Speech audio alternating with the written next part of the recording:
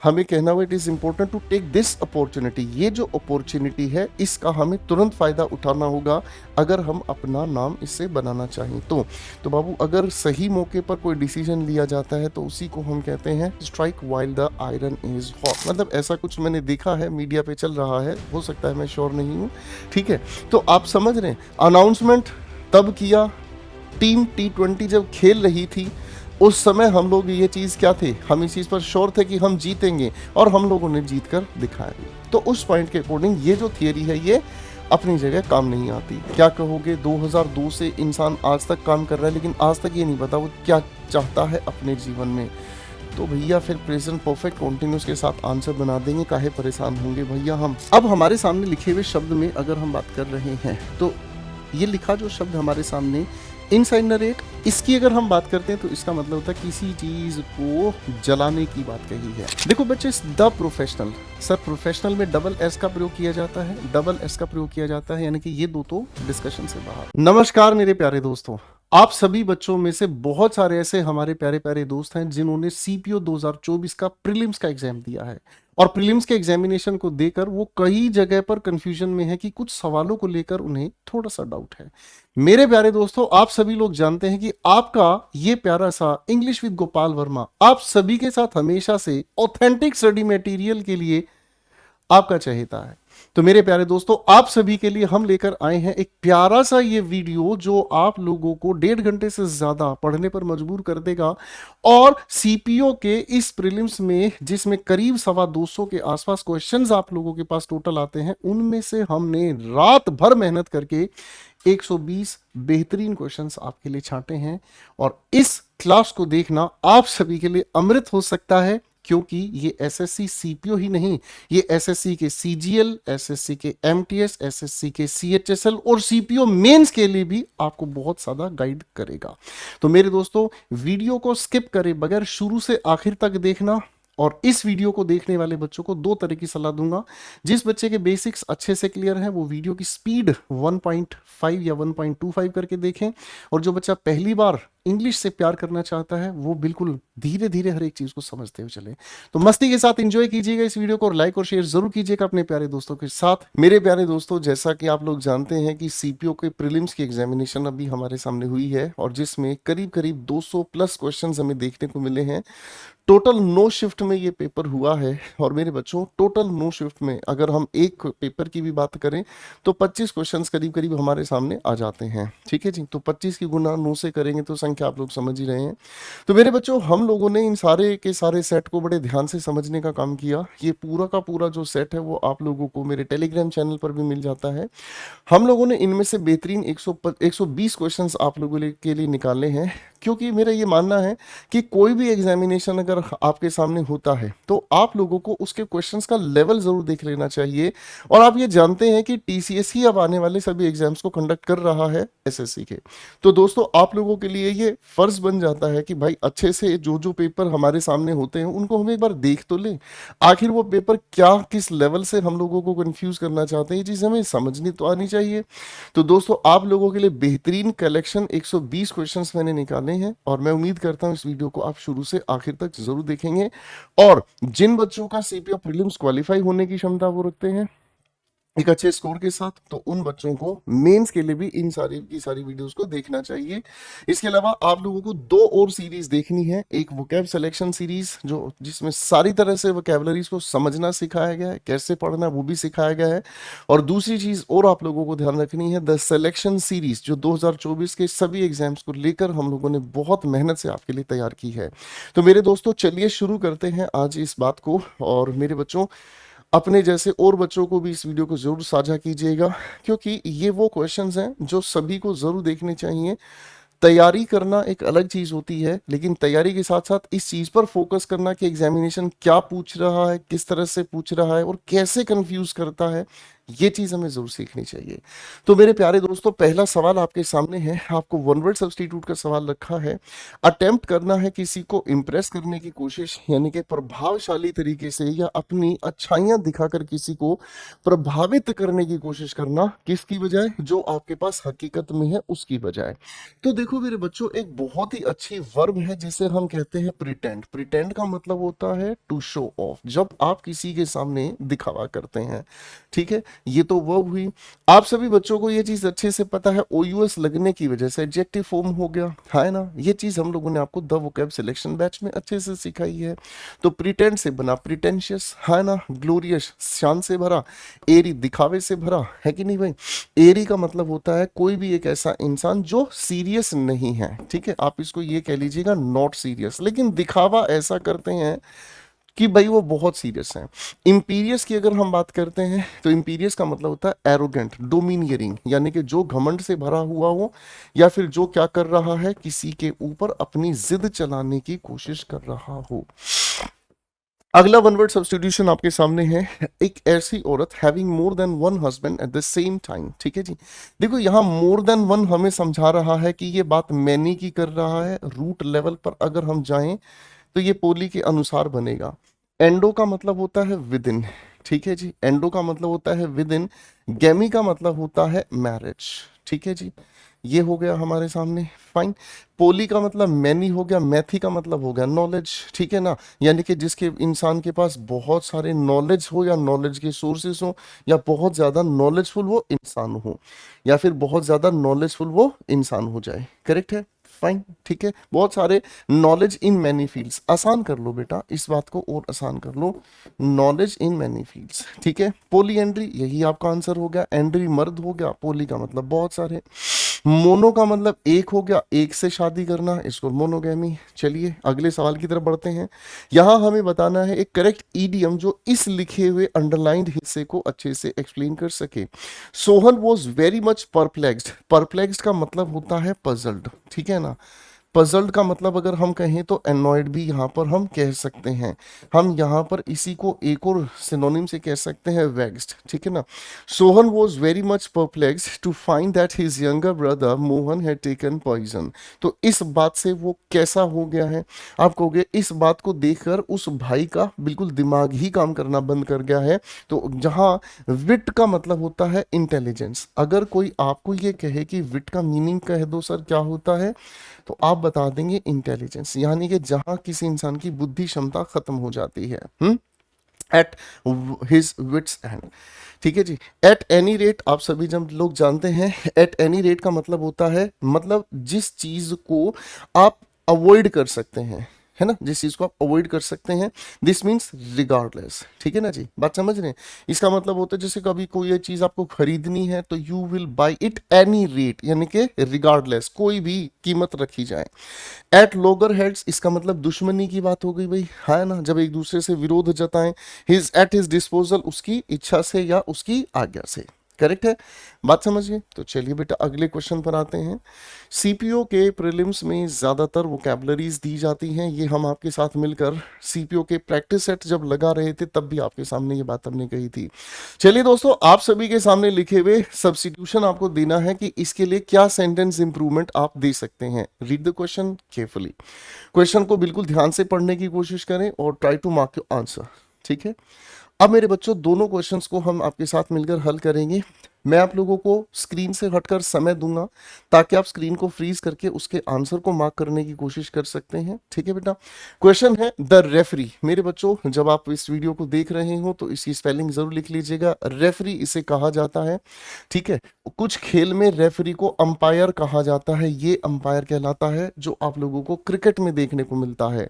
आप लोग जिस शासन के साम्राज्य की बात करते हैं वो ये एम्पायर है। ठीक है जी, बात समझिए। रेफरी और अंपायर ये दोनों स्पेलिंग्स कभी कभी स्पेलिंग टेस्ट में आपको देखने को मिल जाती हैं। द रेफरी डिक्लेयर्ड, घोषणा की रेफरी साहब ने, that the participant who will score the highest points in the tally will take away the cash prize. आगे क्या लिखा है, ₹50 लाख। कोई इशू नहीं है, आप अगर यहाँ ध्यान से देखेंगे तो कई सारे बच्चों ने इस नियम को रटा है कि भाई अगर कोई बात पास्ट में लिखी हुई हो तो आने वाली बात पास्ट में ही होनी चाहिए। हम भी इस बात से सहमत हैं, हम भी इस बात से सहमत हैं। लेकिन कभी कभी ऐसा भी तो हो सकता है कि अगर मैं टाइमलाइन से इसे समझने का काम करूं मेरे लाडले बच्चों, तो प्रेजेंट की ये बात हुई, ऐसा हो सकता है कि किसी रेफरी ने किसी चीज को अनाउंस तो पास्ट इंडेफिनिट में किया है, लेकिन वो गेम होगा प्रेजेंट में जिसका परिणाम निकल कर आएगा फ्यूचर में। अरे भाई हाँ है ना, मेरी बात समझ रहे हैं? आप हाल ही के T20 की बात ले लीजिए, पिछले T20 में शायद आपको याद होगा, तो अमित शाह के बेटे जय शाह ने अनाउंस किया था कि अगली बार T20 बाराबोसा में होगा और वहां पर हम लोग अपने देश का झंडा जरूर लहराएंगे और रोहित शर्मा की कप्तानी में T20 वर्ल्ड कप जरूर जीतेंगे। मतलब ऐसा कुछ मैंने देखा है, मीडिया पे चल रहा है, हो सकता है मैं श्योर नहीं हूँ। ठीक है, तो आप समझ रहे हैं, अनाउंसमेंट तब किया, टीम T20 जब खेल रही थी उस समय हम लोग ये चीज क्या थे, हम इस चीज पर श्योर थे कि हम जीतेंगे और हम लोगों ने जीत कर दिखाया भी। तो उस पॉइंट के अकॉर्डिंग ये जो थियरी है ये अपनी जगह काम नहीं आती। डिक्लेयर्ड सेकंड फॉर्म ऑफर में हुआ सर, पार्टिसिपेंट स्कोर करेंगे जो ज्यादा उनको मिलेगा 50 लाख रुपया। तो बात समझ में आ गई कि इसे हटाओ और इस बात का जो इम्पैक्ट है वो प्रेजेंट से रिलेटेड है जब वो मैच होगा। तो ये भी हमारे सामने गया, सेटल करने की तो कोई बात ही नहीं है। Who scores the highest point, correct हो गया, फाइन। नेक्स्ट क्वेश्चन नंबर 5 पर हम आते हैं। When he resigned the company offered him a huge sum of money, he refuse to agree to it. अब सवाल को ध्यान से समझने की कोशिश करना, ये सवाल थोड़ा सा कॉन्फ्लिक्ट पैदा कर सकता है। कैसे कॉन्फ्लिक्ट पैदा कर सकता है? अगर मान लीजिए आप किसी भी ऑफिस को ज्वाइन करना नहीं चाहते, कंपनी आपको ऑफर देती है, आप क्या करोगे? You will agree to it या यू विल एक्सेप्ट इट? बताओ। जब ऑफर दिया जाता है तो ऑफर को अग्री करने से ज्यादा बेहतर है आप उसे या तो एक्सेप्ट करेंगे या आप उसे रिजेक्ट करेंगे। Here you get the answer. तो आप कहेंगे सर अग्री टू इट को हटाकर इसकी जगह हमें क्या लिखना बेहतर होगा? They refused and sorry he refused to accept it. तो भैया आपके सामने बिल्कुल सीधी सीधी बात हमारे सामने आ गई है। ठीक है बच्चों, चलें थोड़ा सा आगे। आइए मेरे बच्चों नेक्स्ट क्वेश्चन की तरफ आपको लेकर चलते हैं। बेहतरीन क्वेश्चंस का कलेक्शन है, बनाते हुए सीखते हुए समझते हुए चलेंगे बच्चों। Question 6th and 7th we have, question 6th and 7th we have, look at the questions please. Question number 6 हमें कहता है the following sentence has been split into 4। आपको इसके अंदर स्पेलिंग मिस्टेक को बताना है कि आपके हिसाब से लिखे हुए इस सवाल में स्पेलिंग मिस्टेक कहां पर है। ठीक है जी, आइए दोस्तों, सवाल लिखा है the precarious case of juvenile delinquency. Sir delinquency की स्पेलिंग अपने आप में गलत है, डेलिंक्वेंसी स्पेलिंग होती है। अब डेलिंक्वेंसी का मतलब क्या होता है ये आप लोगों को वोकैब सिलेक्शन बैच में कराया गया है, आप लोग जरा उसको देखें और मुझे इसका आंसर कमेंट में बताएं। एक और स्पेलिंग आपके सामने होमवर्क में दे रहा हूं, प्रिकेरियस, आप लोगों को कमेंट सेक्शन। होमवर्क का मतलब दो फायदे होते हैं। पहली बात, आपने ये वोकैब सिलेक्शन बैच में अगर देखा है आप तुरंत इसको पहचान कर इसका आंसर मुझे कमेंट सेक्शन में देंगे। दूसरा बेनिफिट ये है, अगर मान लो आपने ये शब्द पढ़ा ही नहीं तो आप क्या करोगे? डेफिनेट सी बात ये हुई कि आप इस शब्द को डिक्शनरी में सर्च करोगे और कमेंट्स में लिखोगे। इसका मतलब क्या हुआ? मेरी जो कोशिश है कि आपके अंदर एक अच्छा सीखने वाला पैदा हो गया। तो याद रखिएगा आप हमेशा हमेशा आगे ही बढ़ते रहेंगे। बहुत सारे ऐसे भी लोग हैं कि टीचर ने अगर कोई वर्ड का मीनिंग बता दिया तो वो आराम से पैसिवली ये देखते, बता दिया ठीक है क्या करेंगे, छोड़ो ना, काहे परेशान हो रहे हैं। लेकिन फिर बाद में ये होश आता है, अरे भाई साहब बता तो दिया, मैं याद तो कर ही नहीं पाया। क्यों? क्योंकि मेरे खुद के एफर्ट्स उसमें नहीं है। तो ये छोटी छोटी चीजें आप लोगों को होमवर्क दूंगा मैं, आप लोग इस स्पेलिंग को भी लिखकर दिखाएंगे। ठीक है बच्चों, आगे बढ़ते हैं। तो डेलिंक्वेंसी जहां है वहीं हमारे सामने स्पेलिंग की मिस्टेक है। करेक्ट हो गया बेटा, फाइन, इजी, हाँ है ना। चलिए बेटा अगले क्वेश्चन पर पढ़ते हैं। क्वेश्चन नंबर 7 हमें कहता है क्या चीज? देखो यहाँ ईडियम की बात हमसे पूछी गई है। आप लोगों के सामने 4 चॉइसेस हैं, इनमें से कौन सी जो है ईडियम आपके हिसाब से सब्स्टिट्यूट कर सकती है जो इस सेंटेंस का पूरा सटीक मीनिंग हमें बना दे। It is important to take this opportunity. इस अपॉर्चुनिटी को हासिल करना सच में बहुत इंपॉर्टेंट है। To make a name for yourself, ठीक है जी, to make a name for yourself, beat around the bush. Beat around the bush का मतलब क्या होता है? बीट अराउंड द बश का मतलब होता है बच्चों, जब हम किसी भी चीज को डायरेक्ट या टू द पॉइंट ना कहकर इधर उधर की बात कहना चाहते हैं, इसे हम कहते हैं अ round about discussion. Round about discussion का मतलब होता है कि एक ऐसा जिक्र जिसके अंदर बातों को हम घुमा फिरा कर कहते रहते हैं, घुमाते रहते हैं। ठीक है ना जी। तो भाई यहाँ पर तो नाम की बात कही गई है, तो नाम के हिसाब से हमें क्या कहना होगा बेटा, है ना जी। हमें कहना होगा it is important to take this opportunity. ये जो अपॉर्चुनिटी है इसका हमें तुरंत फायदा उठाना होगा अगर हम अपना नाम इससे बनाना चाहें तो बाबू अगर सही मौके पर कोई डिसीजन लिया जाता है तो उसी को हम कहते हैं strike while the iron is hot.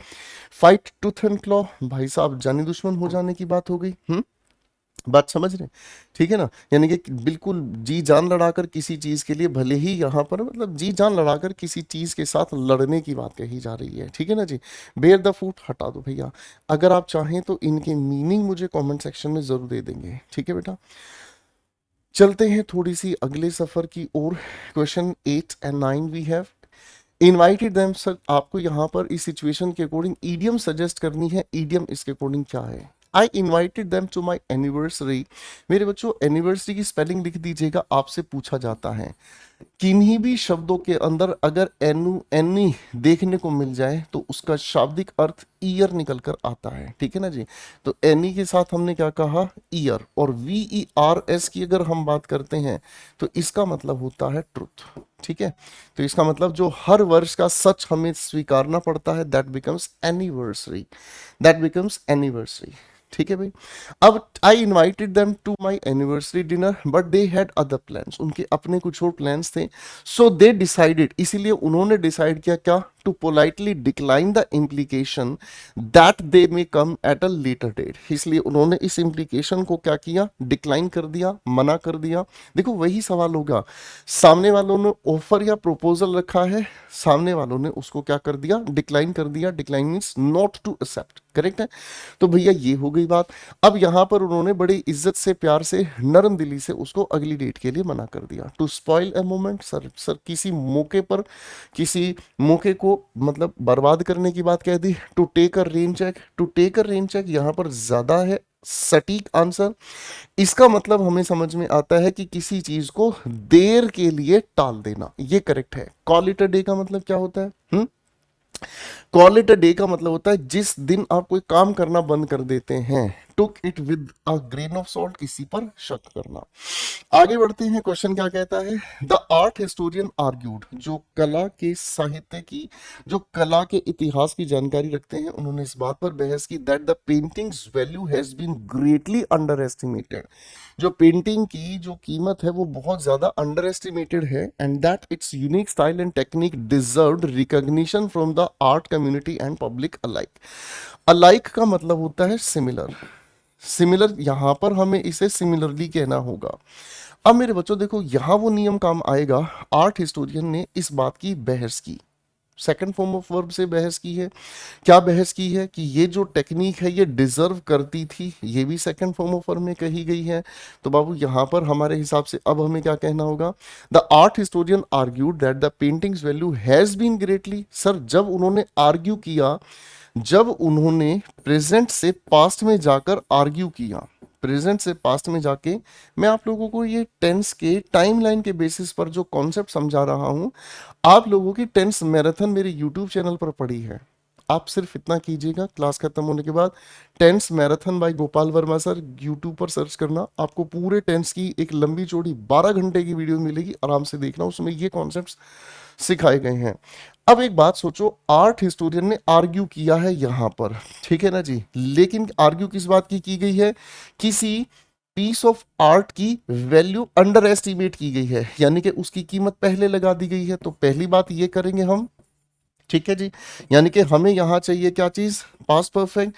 अब यहां एक बात और समझने की कोशिश करेंगे हम, सर किसी चीज की कीमत खुद ब खुद नहीं लगती, कीमत लगाई जाती है, यानी कि पास्ट परफेक्ट का पैसिव वॉइस अपने आप में बिल्कुल सही है। तो खैर सामान्य भाषा में अगर हम समझे तो हमें सिर्फ इस हैज को हटाकर हेड कर देना था, बात खत्म। ठीक है, ये तो मैं थोड़ा सा आप लोगों को गहराई में लेके जा रहा था। मैंने सोचा थोड़ा सा डरा दूं आप लोगों को, है ना, लेकिन आप डरते नहीं हैं क्योंकि आप सभी मेरे शेर बच्चे हैं भाई, है ना भाई।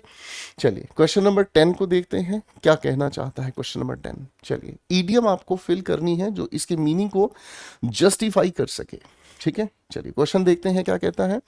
हमारे सामने लिखा हुआ सवाल ये कहता है, बड़ी मोहब्बत के साथ सेलेक्ट करना है। When I went to Egypt and lost my wallet and passport I was rolling up my sleeves. मैं तैयार हो रहा था किसी चीज के लिए।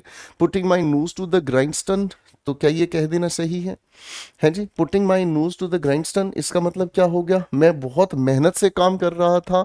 Working my fingers to the bone है भाई, working my fingers to the bone का मतलब होता है कि मैं बहुत ज्यादा मेहनत कर रहा था। या up in a creek without a pedal, इसका मतलब क्या हुआ, बुरे हालातों में, डिफिकल्ट या होपलेस सिचुएशन में मैं किसी तरीके से अपना काम चला रहा था। तो सर जब आपका पर्स खो गया है, पासपोर्ट खो गया है, तो इसका मतलब तो बुरे हालात हो गए, तभी तो ये बात कहोगे, हाँ ना। वेरी गुड, ठीक है जी। अब मेरे बच्चों हमारे सामने सवाल है, I am working with him since 2002। Since के साथ स्पेसिफिक टाइम बताया जाता है, पॉइंट ऑफ टाइम के नाम से जाना जाता है, बिल्कुल ठीक होगी। बट इवन टुडे, आज भी अगर मैं बात करूं, I am unable to understand his motives, आखिर उसके क्या लक्ष्य हैं, आज भी मुझे समझ नहीं आ रहे हैं। आगे ये लिखी हुई बातचीत के अगर मैं कॉन्टेक्स्ट को समझने की कोशिश करता हूं तो इसका मतलब पास्ट से लेकर उस इंसान ने प्रेजेंट तक उसके साथ काम किया है।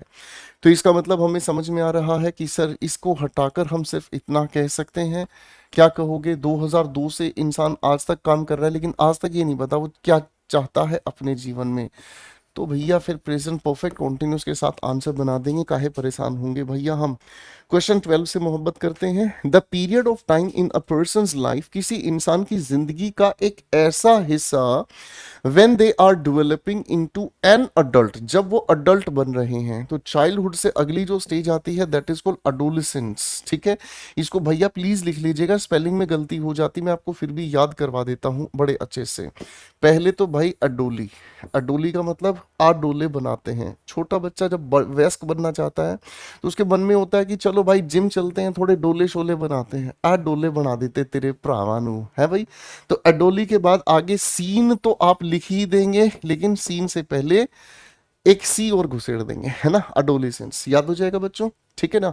अडल्ट्री होता है उम्र से पहले सेक्सुअल रिलेशनशिप वगैरह बनाने की कोशिश करना, ठीक है ना जी, ये नॉनसेंस अपने आप में हो गया।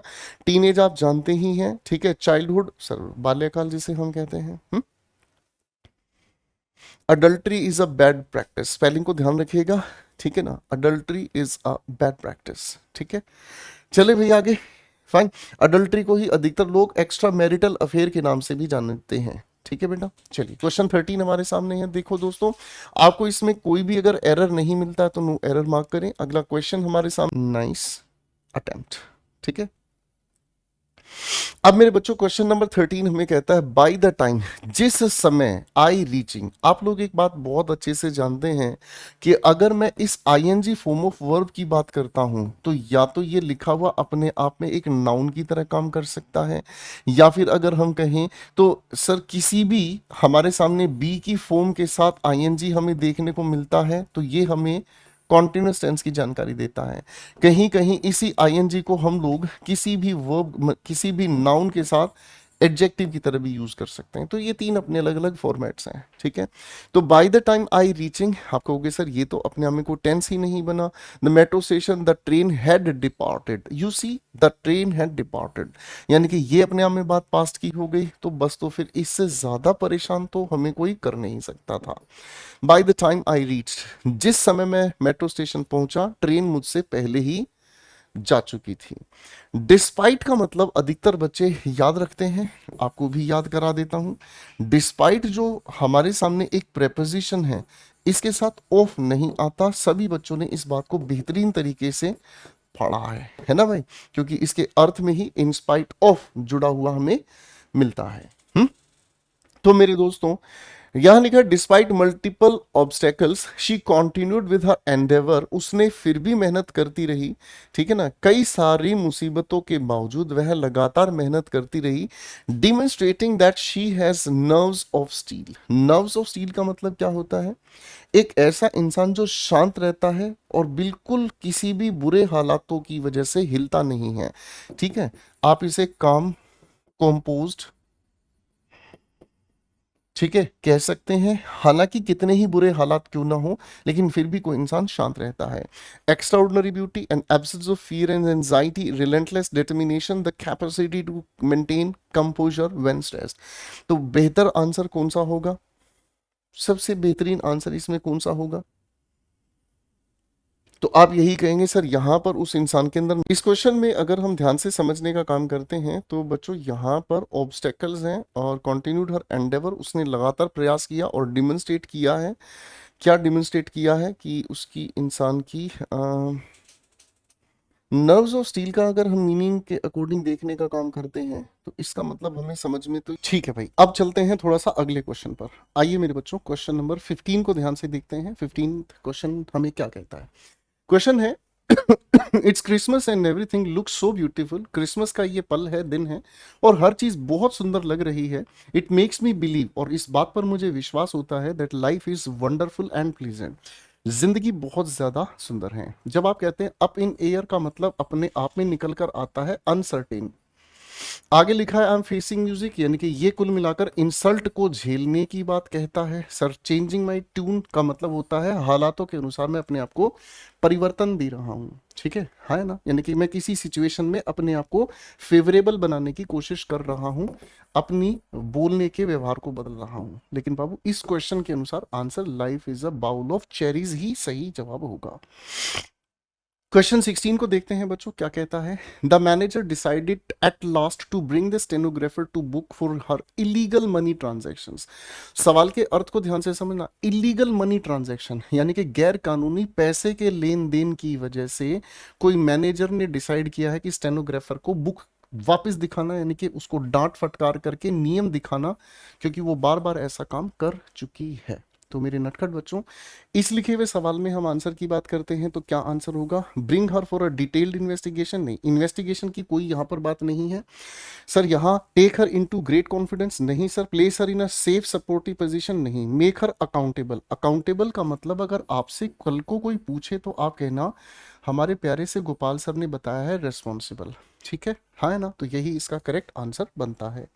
मेरे नटखट बच्चों, आप सभी के सीपीओ प्रीलिम्स में अधिकतर क्वेश्चंस जो दिए गए हैं वो वोकैब्स के साथ दिए गए हैं, लेकिन मेंस में ऐसा नहीं होगा। मेंस में आप लोगों से एग्जामिनेशन वॉइसेस है, नरेशंस है, क्लोज है, पैराजम्बल है, ये चीज़ें भी ज़्यादातर पूछेगा। तो वोकैबलरीज का जो रोल था प्रीलिम्स में ज़्यादा था, और जो बच्चे आने वाले सीपीओ की तैयारी कर रहे हैं they are suppose to be very careful about them. चलिए बच्चों, क्वेश्चन 17 एंड 18 को थोड़ा सा ध्यान से देखने की कोशिश करेंगे आप सभी लोग। क्वेश्चन 17 एंड 18 क्या कहता है, ठीक है। सवाल लिखा है लास्ट नाइट आई ड्रीम्ड। सवाल को देखेंगे, लास्ट नाइट बात पास्ट की है, सेकंड फॉर्म ऑफ वर्ब से हमारे सामने आ गई है। अब जब बाबू बात पास्ट की है तो इसका मतलब हमें क्या समझ में आ रहा है? लास्ट नाइट के अकॉर्डिंग ये जो एक्टिविटी कॉन्टिन्यूस थी, लेकिन आप कहोगे होगी तो पास्ट में ही। I was looking for the abominable snowman high up in the Himalayas. तो बस इतनी सी बात पर ही हमें ध्यान रखना था। अगला आपके सामने वन वर्ड सब्स्टिट्यूशन है छुटकू भाई। A film shown during the day specially in the afternoon. दोपहर के वक्त देखी गई एक फिल्म की बात कही गई है, उसे आप क्या कहते हैं? ड्रामेटिक्स, मैटिनी, सिनेमा या थिएटर? मेरे दोस्तों, मैटिनी इसे हम कहते हैं, ठीक है ना। एंड आफ्टरनून शो इसका मीनिंग होता है। चलिए बच्चों, क्वेश्चन नेक्स्ट की तरफ बढ़ते हैं। क्वेश्चन नेक्स्ट हमें क्या कहता है? क्वेश्चन 19 एंड 20 को ध्यान से देखिएगा, बनाते हैं। आपके सामने लिखे हुए सवाल में आप लोगों को स्पेलिंग टेस्ट पर थोड़ा सा गौर फरमाना है, ठीक है। स्पेलिंग टेस्ट कौन सी जगह कौन सा आपके सामने यूज हुआ है ये देखना है दोस्तों। Correct use of words and spellings. The skilled surgeon, सबसे पहले तो हमारे सामने जो मुख्य शब्द है वो स्किल है, ठीक है। और इस स्किल से एडजेक्टिव बनाने के लिए ईडी हमें लगाना है, यानी कि सिंगल एल वाला ऑप्शन डिस्कशन से बाहर। द स्किल्ड सर्जन, आगे लिखा हुआ है डेलिकेटली। डेलिकेट हमारे सामने क्या लिखा हुआ है? डेलिकेट हमारे सामने लिखा हुआ है, इसके साथ हमने जब एल वाई को जोड़ने का काम किया तो डेलिकेटली ई एल वाई चाहिए, यानी कि ये वाला शब्द हमारे सामने से गया बच्चे, हाँ है ना। अब यहाँ पर सही है, यहाँ पर हमारे सामने सही है, ठीक है। स्किल्ड हमारे सामने दोनों जगह सही हो गया है। Performed the intricate, sir intricate की स्पेलिंग यहाँ पर गलत होगी, ये स्पेलिंग सही है। तो बाबू जब हमारी तीनों स्पेलिंग ठीक जा रही हैं तो 19th के लिए D for Delhi correct answer mark करेंगे, हाँ है ना, इजी होगा। करेक्ट है भाई। तो चलिए अगले सवाल पर काम करते हैं। ग्रामेटिकल एरर बताना है मेरे बच्चों आपको इस सवाल में। If I have recovered from fever I will start doing going for swimming classes from tomorrow. अगर मैं ठीक हो जाता हूं अपने बुखार से तो भाई मैं क्या करूंगा, मैं कल से अपना क्या स्विमिंग क्लासेस के लिए जाऊंगा। तो सर यहाँ आई हैव रिकवर्ड करने की बात नहीं है। आप यहाँ एक मतलब प्रेजेंट सब्जंक्टिव मूड बताने का काम कर रहे हैं कि अगर मैं ठीक होता हूँ बुखार से तो भाई इसको हटाने की बात, इसको हटाने की बात, और आप यहाँ पर क्या लिखेंगे ठीक है। If I recover from fever I will start, अगर मैं ठीक होता हूं मैं कल से भाई क्या है स्विमिंग क्लासेस के लिए जाऊंगा। तो ये बहुत प्यारा सा सवाल था, यहां पर ही आप लोगों को ठीक करना था। टेंस की एक बहुत बेहतरीन क्लास का आप लोगों को जो है मेरे बच्चों, टेंस की एक बहुत बेहतरीन आप लोगों को क्लास दी है मैंने, टेंस मैराथन, उसको जरूर देख लीजिएगा। और उसके अलावा जो सिलेक्शन सीरीज 2024 के सभी एग्जाम्स के लिए चलाई गई है वो भी आपके लिए बेहतरीन है, उसको जरूर देखिएगा। उसमें हर एक चीज को सोल्व करना सिखाया गया है, जो 2024 से पहले के बेहतरीन सवालों का कलेक्शन है। क्वेश्चन 21 कहता है dwarfed varieties of trees and shrubs in pots, ठीक है जी। वन वर्ड सब्स्टिट्यूशन आपको बताना है। पॉट, पॉट ये हम लोगों ने बना दिया, पॉट हम लोगों ने बना दिया, ठीक है जी। इसके अंदर क्या है, श्रब्स और ट्रीज। ड्वार्फ, ड्वार्फ का मतलब छोटे साइज के, छोटे साइज के पेड़ तरह के, पेड़ जैसे छोटे छोटे जो आप लोगों के सामने छोटे आकार के जो बनते हैं रूप, उन्हें हम क्या कहते हैं। ये हम लोगों ने आप लोगों के वोकैब सिलेक्शन बैच में भी आपको कराया हुआ है, ठीक है जी। बोनाफाइड हम उस इंसान को कहते हैं जो लेजिटिमेट होता है, यानी कि जिसको आप फायदा देने की कोशिश करते हैं, जिस इंसान को फायदा देते हैं। बाबू फाइड का मतलब होता है फेथ, बोना का मतलब होता है गुड, यानी कि जिस पर आपका अच्छा। आओ बच्चों देखो क्वेश्चन हमारे सामने आता है, the centre of excellence for data analytics CEDA provide करता है हमें किस चीज को, provides quality data analytics services to various government departments on all levels, ठीक है भाई। अब इस लिखे हुए सवाल के अंदर हमें ये देखना है कि करेक्ट यूसेज है प्रेपोजिशन का, उसको हम क्या सब्स्टिट्यूट कर सकते हैं। करेक्ट यूसेज जो हमें दिया है प्रेपोजिशन का, क्या हम उससे सब्स्टिट्यूट कर सकते हैं। उसके लिए ध्यान से समझने की कोशिश करना। सर लिखा है various government departments on all levels, department है सरकारी, कहां पर है, आप कहेंगे सभी के सभी लेवल पर। तो भाई यहां थ्रू का कोई सेंस नहीं है, थ्रू का मतलब होता है एक जगह से दूसरी तरफ, अरे हाँ है ना। अगर हम बात कर रहे हैं यहाँ फ्रोम, फ्रोम बताने की कोशिश करता है किस चीज को, ओरिजिन को, यानी कि स्टार्टिंग पॉइंट को। लेवल के अंदर इनकी कोई सेंस नहीं है, आप कहेंगे एट ऑल लेवल्स। एट हम बताने की कोशिश करते हैं, जब हम बताने की कोशिश करते हैं क्या बाबू, स्पेसिफिक प्लेस, या स्पेसिफिक प्लेस को ही हम पॉइंट ऑफ प्लेस भी कह देते हैं, पॉइंट ऑफ प्लेस के नाम से भी हम इसको कह देते हैं। अगला सवाल हमारे सामने आता है, क्या सवाल लिखा है, this is the group of leaders in whom the ruling government has placed its trust. In whom कह देना क्या सही है, आप क्वेश्चन को ध्यान से देखने की कोशिश करेंगे। तो सवाल को अगर हम ध्यान से देखेंगे, इसको ठीक करना है नहीं करना है बाद में, पहले इंप्रूवमेंट की बात को हम ध्यान से देखते हैं। सर ये इन हमारे सामने लिखा है प्रेपोजिशन, विद लिखा है प्रेपोजिशन, ऑन लिखा है प्रेपोजिशन। आप सभी बच्चे एक बहुत ही अच्छे से बात को जानते हैं कि हु हमेशा सब्जेक्टिव केस में यूज होता है, हुम हमेशा ऑब्जेक्टिव केस में यूज होता है। तो मेरे नटखट बच्चों एक बात बहुत अच्छे से आपको याद है कि प्रेपोजिशन अगर हमें देखने को मिलता है, ठीक है, बहुत सारे बच्चे ना इस शब्द का उच्चारण सही नहीं करते हैं और इसे बोलते हैं प्रीपोजिशन, नहीं इट इज नॉट प्रीपोजिशन। जब आप इस ओ को किसी शब्द में लिखा देखते हैं तो साउंड बिकम्स आ, ठीक है, साउंड बिकम्स आ। जैसे आप इसको हॉट नहीं बोलते, नहीं, इसकी जो उच्चारण है, इसका जो उच्चारण है वह बनता है क्या चीज, हॉट, ठीक है ना। तो आपके सॉरी, अगर आपके सामने कोई इंसान आकर आपको ये कहता है hey babes you are looking hot, तो ये सही है। और अगर आप किसी को जाकर ये कहते यू लुकिंग हॉट, तो मुंह पे मारेगी खींच के, कहिए भैया ठीक से बोल ले, तेरी अंग्रेजी गड़बड़ है, ठीक है। तो प्रीपोजिशन कहना गलत है, it is called preposition, position, okay, याद रखिएगा, ठीक है। बहुत सारे बच्चे इसको थोड़ा गलत उच्चारण रखते हैं, वो आपको थोड़ा सा ध्यान रखना है, ठीक है। प्रेपोजिशन के बाद भी हम हमेशा ऑब्जेक्टिव केस का ही प्रयोग करते हैं। तो मेरे बच्चों देखो ध्यान से, ये सभी जब प्रेपोजिशन हमारे सामने हो गई हैं, ऑब्जेक्टिव केस तो कहीं भी नहीं आया, तो इसका मतलब किसी भी सब्स्टिट्यूशन की आवश्यकता नहीं है। करेक्ट है, हाँ है ना। अब आप सभी सोच रहे होगे सर यहाँ इन किस वजह से आया। आप कहोगे सर इन हम यूज कर रहे हैं इस लिखी हुई वर्ब के साथ, इस लिखी हुई वर्ब के साथ, ठीक है ना। अरे हाँ है ना, बात समझ रहे, do you trust in God, समझ रहे। तो खैर एक अलग बात हो गई। अच्छा सवाल था, छोटी सी ट्रिक से क्वेश्चन खत्म हो गया। हाँ, जो बच्चा ट्रांसलेट करके क्वेश्चन बनाएगा वो मार खा जाएगा। ट्रांसलेट करके क्वेश्चन के आंसर नहीं बनाए जा सकते हैं हर जगह, तो हमें थोड़ा बाबू ध्यान रखना होगा। क्वेश्चन है, पढ़ते हैं, हमारे सामने सब्स्टिट्यूट करना है, क्या ऑप्शन सब्स्टिट्यूशन में आ सकता है। During the preparation for competitive exams Meena avoided going to parties. Meena ने क्या अवॉइड किया है, पार्टीज में जाना अवॉइड किया है। तो क्रैक अ जोक, मजाक उड़ा देना, स्टीयर क्लियर ऑफ, पूरी तरह से अवॉइड कर देना, फायर्ड अ क्रैकर, आप सभी लोग जानते हैं, विस्पर्ड अ सीक्रेट, यानी कि किसी को बात बात में क्या है, अपना रहस्य उजागर कर देना। तो सर ये भी अपने आप में नहीं है, यही आंसर हो गया अवॉइडेड का मीनिंग। अगला सवाल है छुटकू भाई, एरर देख के बताना है मेरे बच्चे आपको इसमें। Soldiers in the Indian armed forces are trained never to fight cowardly. ये सवाल डिबेटेबल है, ये सवाल बहुत सारे बच्चों ने मुझे इंस्टाग्राम पर भी भेजा जब आंसर की आई।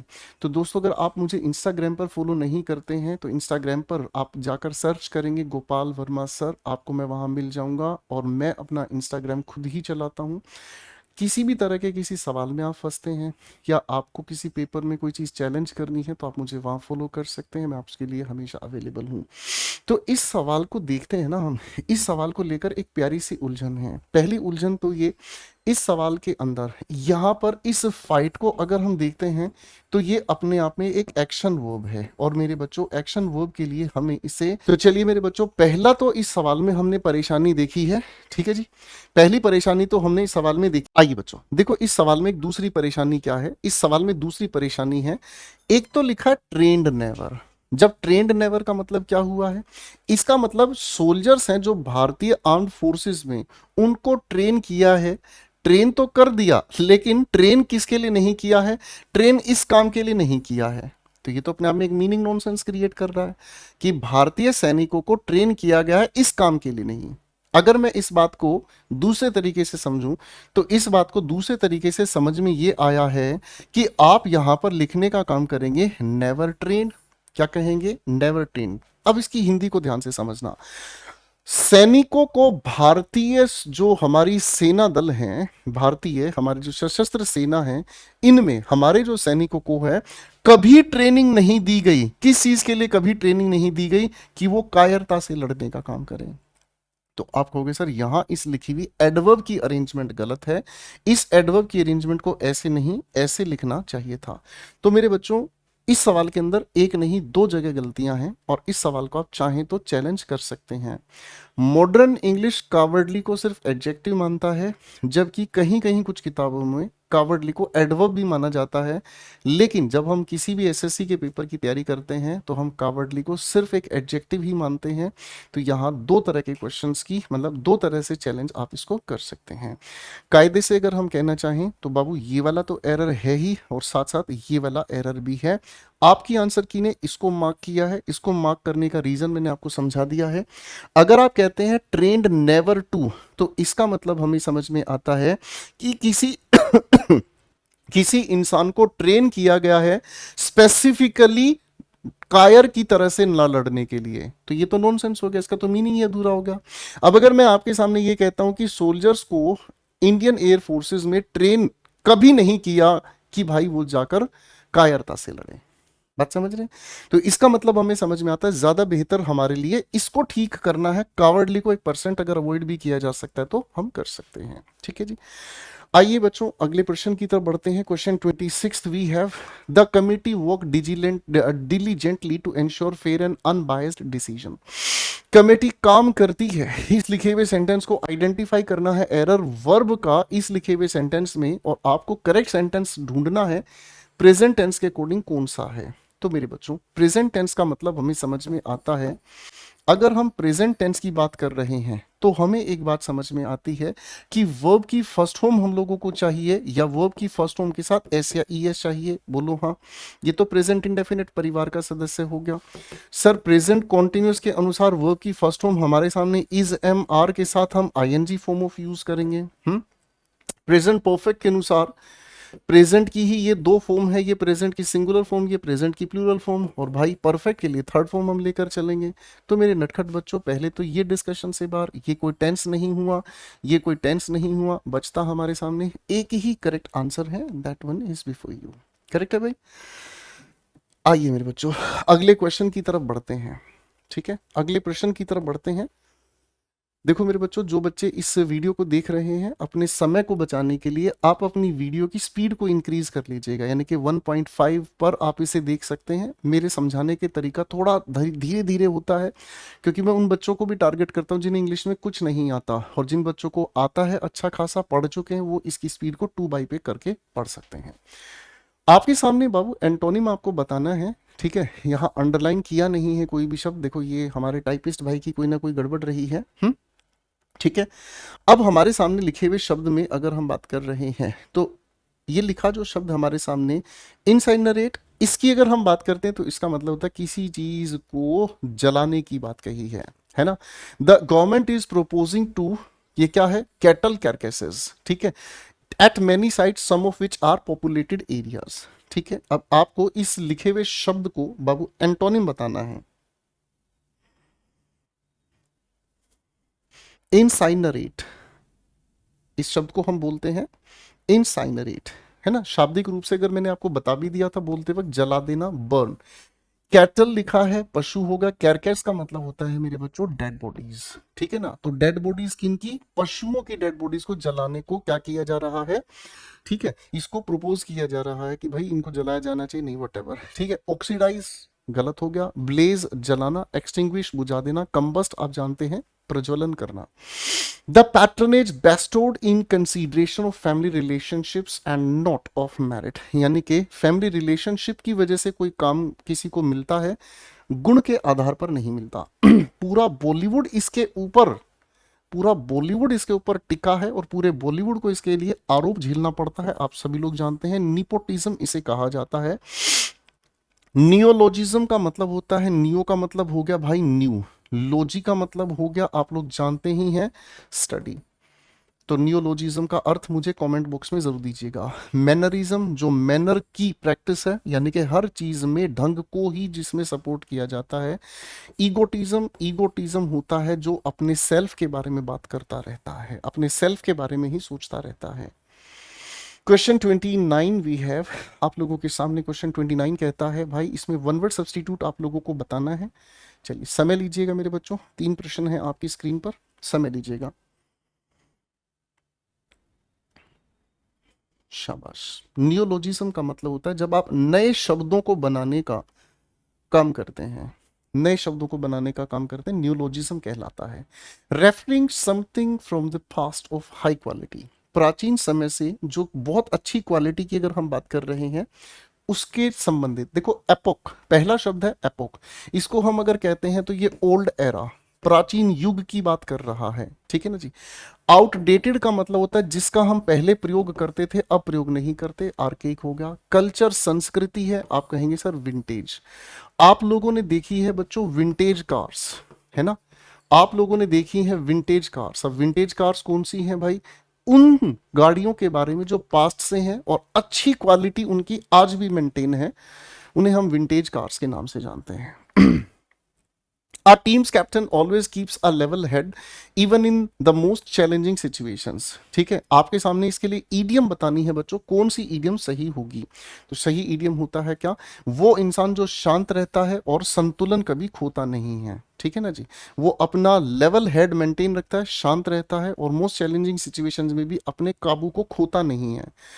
कॉनकॉर्डेंट शब्द का आप लोगों को सिनोनिम बताना है। कॉनकॉर्डेंट सर, CON का मतलब वोकैब सिलेक्शन बैच में पढ़ाया गया है। टुगेदर, CORD का मतलब हम जानते हैं हार्ट, यानी कि जब दिल की तालमेल आपस में बैठ जाए तो इसका अर्थ होता है हार्मनी। हार्मनी सर ये एडजेक्टिव होने की वजह से आप इसका एडजेक्टिव बना देंगे हार्मोनियस। करेक्ट है, तो कौन सा हो गया, यही करेक्ट आंसर है। ये सभी डिस्कशन से बाहर हुए। Next question, one word substitute का आप लोगों को दिया है। A news article that reports the recent death of a person is called culinary, obituary, centenary या मोर्चरी। आप कहेंगे सर ओबिचुरी इसके लिए सटीक शब्द है। बाकी बचे हुए शब्दों पर थोड़ा सा होमवर्क मेरे लिए कर दीजिएगा, ठीक है। कुलिनरी के बारे में बता देता हूं, something which is related to cooking, something which is related to cooking. Okay जी। आइए बच्चों अगले प्रश्न पर बढ़ते हैं।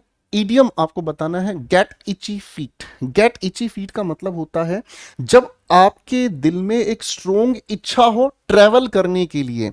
जब ट्रेवल करने के लिए आप ज्यादा इच्छा में होते हो तो इसका मतलब when you want to start, you want to travel somewhere, ठीक है ना जी। मतलब इच्छा ऐसी हो गई है। इची शब्द बना है इच से, और इच का मतलब होता है खुजली। पैर में खुजली होने का मतलब होता है क्या, हमारे हिंदी गांव देहात में ऐसे ही बोलते हैं भाई, पैर में खुजली है, इसका मतलब जैसे कहते हैं ना पैर में फेरा पड़ गया है, कभी इधर घूमता है कभी उधर घूमता है। हाथ में खुजली होने का मतलब खर्चे वाला हो गया भाई, है ना भाई।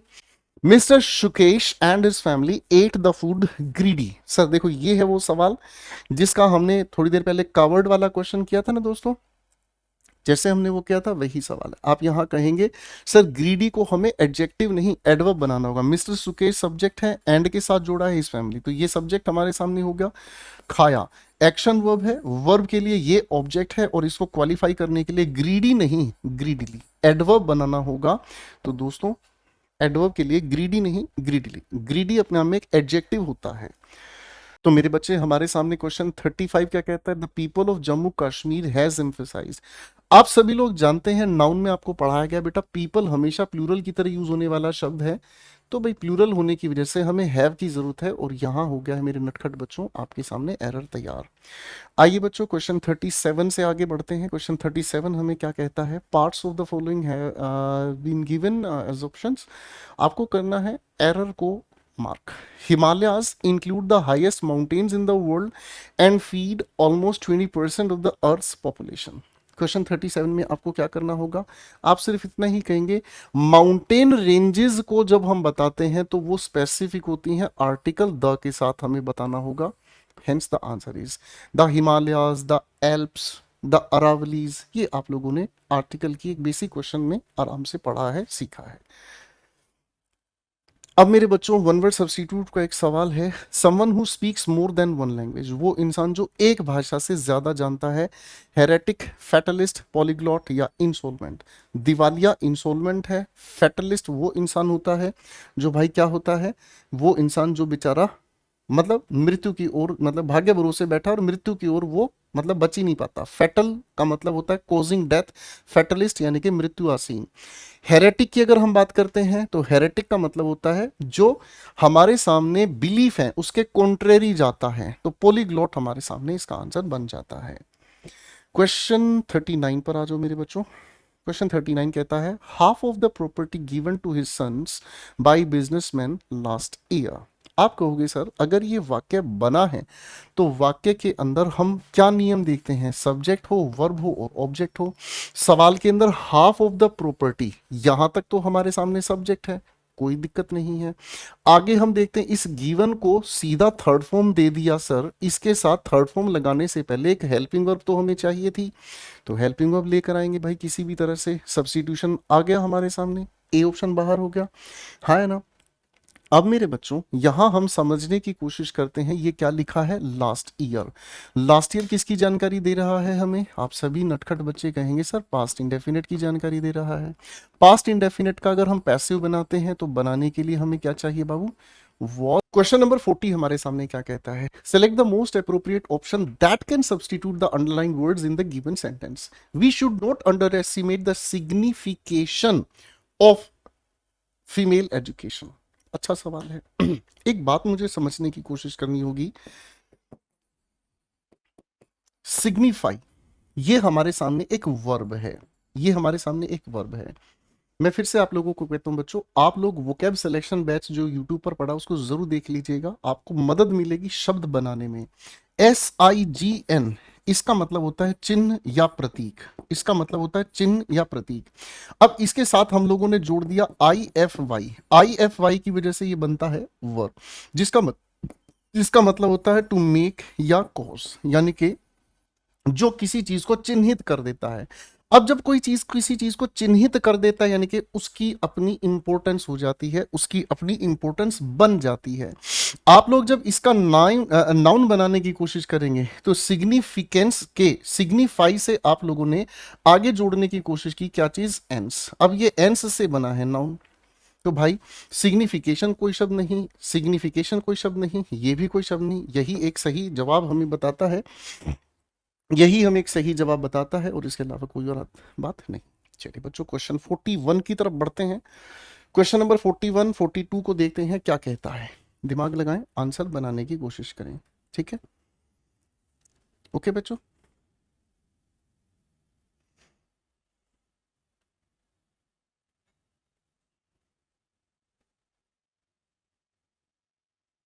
ठीक है बच्चे। क्वेश्चन नंबर 41 हमें कहता है a sharp fall in the price of jute. Jute आप जानते हैं, जूट बैग जिससे बनते हैं, जूट अपने आप में जो बोरी होती है ना भाई, आपके घर पे बोरी है, बोरा है, वही है। फॉल हो गया है इनका price, have led the poor jute farmers to brink of starvation. Brink का मतलब होता है हद, ठीक है ना जी, यानी कि जो लोग हैं वो भूख से मर रहे हैं। तो इसका मतलब हमें क्या समझ में आ रही है, इसका मतलब हमें समझ में आ रही है, यहां पर प्रेपोजिशन का ये तो हो गया ऑब्जेक्ट, तो शार्प फॉल सिंगुलर होने की वजह से हैव को हटाकर सिंगुलर हमें बनाना होगा, ठीक है जी। तो बाबू सिंगुलर कहां है, C4 चाइना में है। क्वेश्चन 42 पर आते हैं। When Ramu was working as a clerk, आगे लिखा है ही आस्क्ड मी मनी। सवाल को अगर हम ध्यान से देखते हैं, ही आस्क्ड मी मनी, आप कहोगे सर ये तो अपनी जगह गलत हो गया है, उसने मुझसे पैसा मांगा। देखो बाबू, आस्क का मतलब होता है किसी इंसान को कोई चीज कहना, या किसी इंसान को कुछ पूछना, या फिर कभी कभी हम अगर कहते हैं तो इसका अर्थ निकलता है किसी इंसान से गुजारिश करना, ये है इसके सामान्य अर्थ। लेकिन मेरे नटखट बच्चों, अगर मैं आस्क के साथ फोर की बात कर रहा हूं तो इसको हम कहते हैं टू डिमांड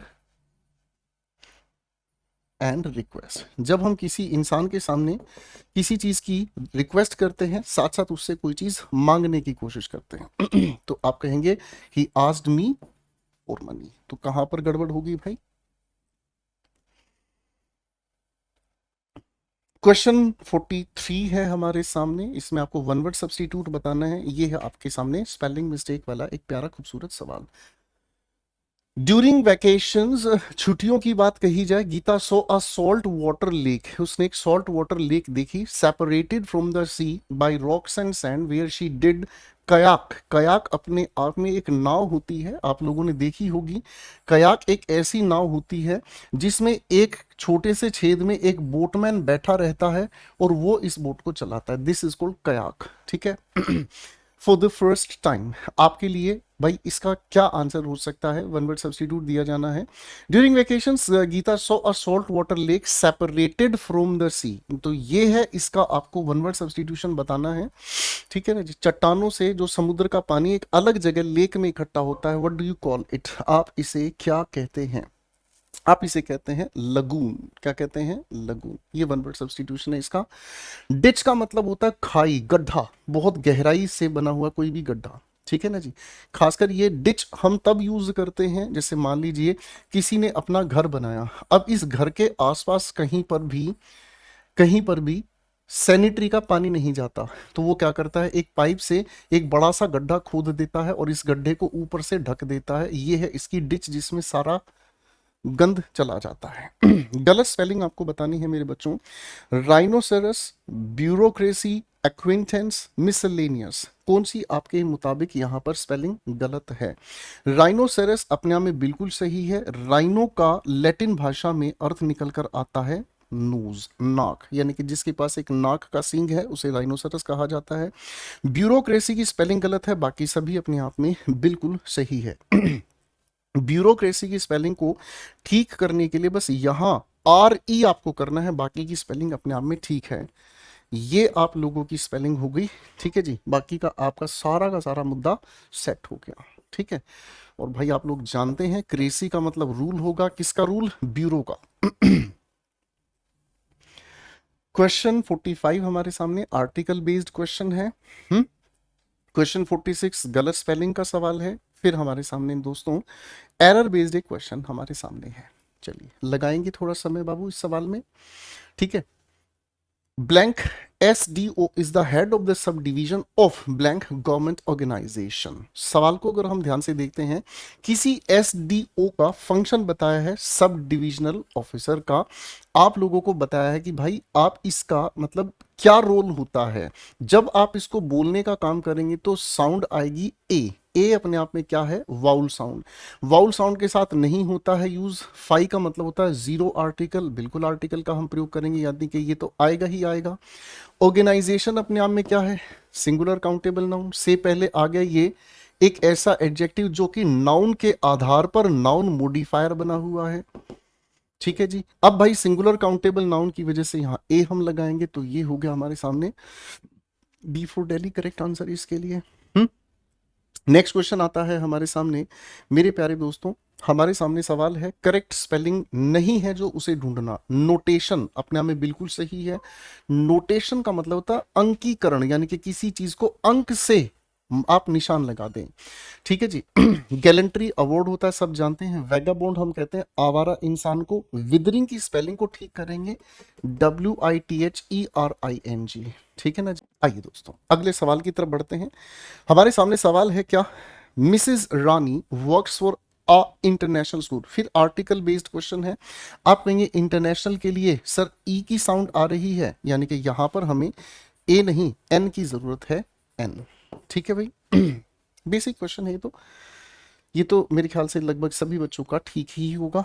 पर हम लोगों ने इन क्वेश्चंस को आपके लिए इसलिए उठाया है, आप लोगों को ये पता चलना चाहिए कि इस समय ज्यादातर कौन से टॉपिक्स पर क्वेश्चंस उठाए गए हैं, ज्यादातर कौन से टॉपिक पर आपको मार्क करना है जब सीपीयू की आप तैयारी कर रहे हैं।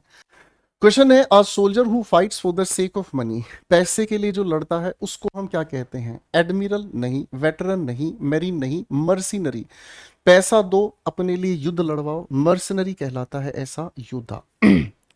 नेक्स्ट क्वेश्चन हमारे सामने आता है, अगर हम समझने की कोशिश करते हैं लिबरल लीडरशिप। लिबरल का मतलब होता है जो सभी के लिए रहमदिली अपनाता है, ठीक है। Leadership simply joined the ranks of existing government. Existing government के रैंक्स को मिलाकर जो बनती है बाय द फ्यू, कुछ लोगों से। प्लूटो का मतलब होता है रिच, गया। डिमो का मतलब पीपल, गया। ओटो का मतलब सेल्फ, गया। ओलिग का मतलब होता है क्या? फ्यू, कुछ। तो कुछ का शासन आप कहेंगे, कुछ का शासन कहलाता है ओलिगार्की। ऐसे शब्दों को पहचानना बनाना वोकैब सिलेक्शन बैच में बखूब सिखाया है आपको, जरूर देखिएगा मेरे बच्चों। बार बार मैं ये चीज इसलिए कह रहा हूं, हो सकता है कभी ना कभी किसी बच्चे का खून खोल जाए और वो पढ़ने के लिए खूंखार हो जाए, ठीक है ना भाई। एक बात बोलूं, सच्ची मेहनत अगर की है ना तो उस मेहनत का जिक्र करते वक्त शर्म नहीं आती। आप लोगों में से कोई भी बच्चा मुझे तुरंत मैसेज भेजता है, सर हमारी वोकैबुलरी इंप्रूव नहीं हो रही, क्या करें? अरे बाबू, आपके लिए जो मेहनत की हुई है उस मेहनत को जाकर देखो, उसको ध्यान से समझो, पढ़ो, तो आपको खुद महसूस होगा यार इस बंदे ने जान डाल रखी है, ठीक है ना। आप अगर फिर भी ऑफलाइन प्रैक्टिस करना चाहते हैं तो आपके पास अपनी एक बुक होनी चाहिए, द इंग्लिश एक्यूमेन, जिसमें हर एक टॉपिक से हम लोगों ने दे रखे हैं आप लोगों को बहुत सारे क्वेश्चंस। कोई भी टॉपिक उठाओ 200-300 क्वेश्चंस मिनिमम आपको मिलेंगे।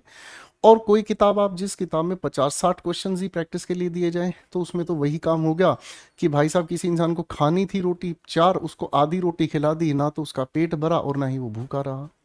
ऐसे इंसान बर्बाद हो देते हैं भाई, समझ रहे? तो थोड़ी सी मेहनत आपको करनी होगी, ठीक है बच्चे। चलिए, his father will give him, if his father will give him money he will buy a sports bike. तो आप समझ रहे हैं ये कंडीशनल सेंटेंस का हमारे सामने सवाल है। इफ के साथ सिंगुलर सब्जेक्ट के साथ सिंगुलर वर्ब का अग्रीमेंट बनाता है प्रेजेंट इंडेफिनिट, बात खत्म। क्वेश्चन नंबर 51 पर काम कर रहे हैं अब हम। क्वेश्चन 51 हमें क्या कहता है, आइए मेरे नटखट बच्चों देखते हैं। क्वेश्चन 51 हमें कहता है, आपको बताना है एरर कहाँ है। Mohan insisted to go there. Sir insist के साथ अगर हम बात कर रहे हैं, इंसिस्ट की अगर हम बात कर रहे हैं तो सर इंसिस्टेड अपने आप में सेकंड फॉर्म ऑफ वर्ब है। इंसिस्टेड अपने आप में सेकंड फॉर्म ऑफ वर्ब है। तो भाई सेकंड फॉर्म ऑफ वर्ब के हिसाब से अगर हम कहते हैं मोहन इंसिस्टिंग, तो ये तो टेंस का ही कोई यूज नहीं हुआ है। मोहन के साथ इंसिस्टेड अपने आप में सेकंड फॉर्म बिल्कुल सही है। इंसिस्ट के साथ ओन प्रेपोजिशन बिल्कुल सही है। प्रेपोजिशन के बाद हम जेरंड यूज कर रहे हैं, ये भी बिल्कुल सही है, तो इसमें कोई आफत नहीं है भाई। अगला सवाल, मोहन इंसिस्टेड टू के साथ गोइंग का कोई ताल्लुक नहीं है, इंसिस्टेड के साथ बेर इन्फिनिटिव का ताल्लुक नहीं है, तो बी बॉम्बे ही करेक्ट आंसर है। अब देखो मेरे नटखट बच्चों, आपको फायदा मिला ना। क्वेश्चन है लॉजिकल वही, लेकिन पूछने का तरीका घुमा दिया है आपकी बार सीपीओ ने। तो ऐसे तरीके घूमते हुए आपको बहुत सारे पेपर में मिलेंगे, इसीलिए मैंने आपके लिए ये छोटी सी मेहनत की है।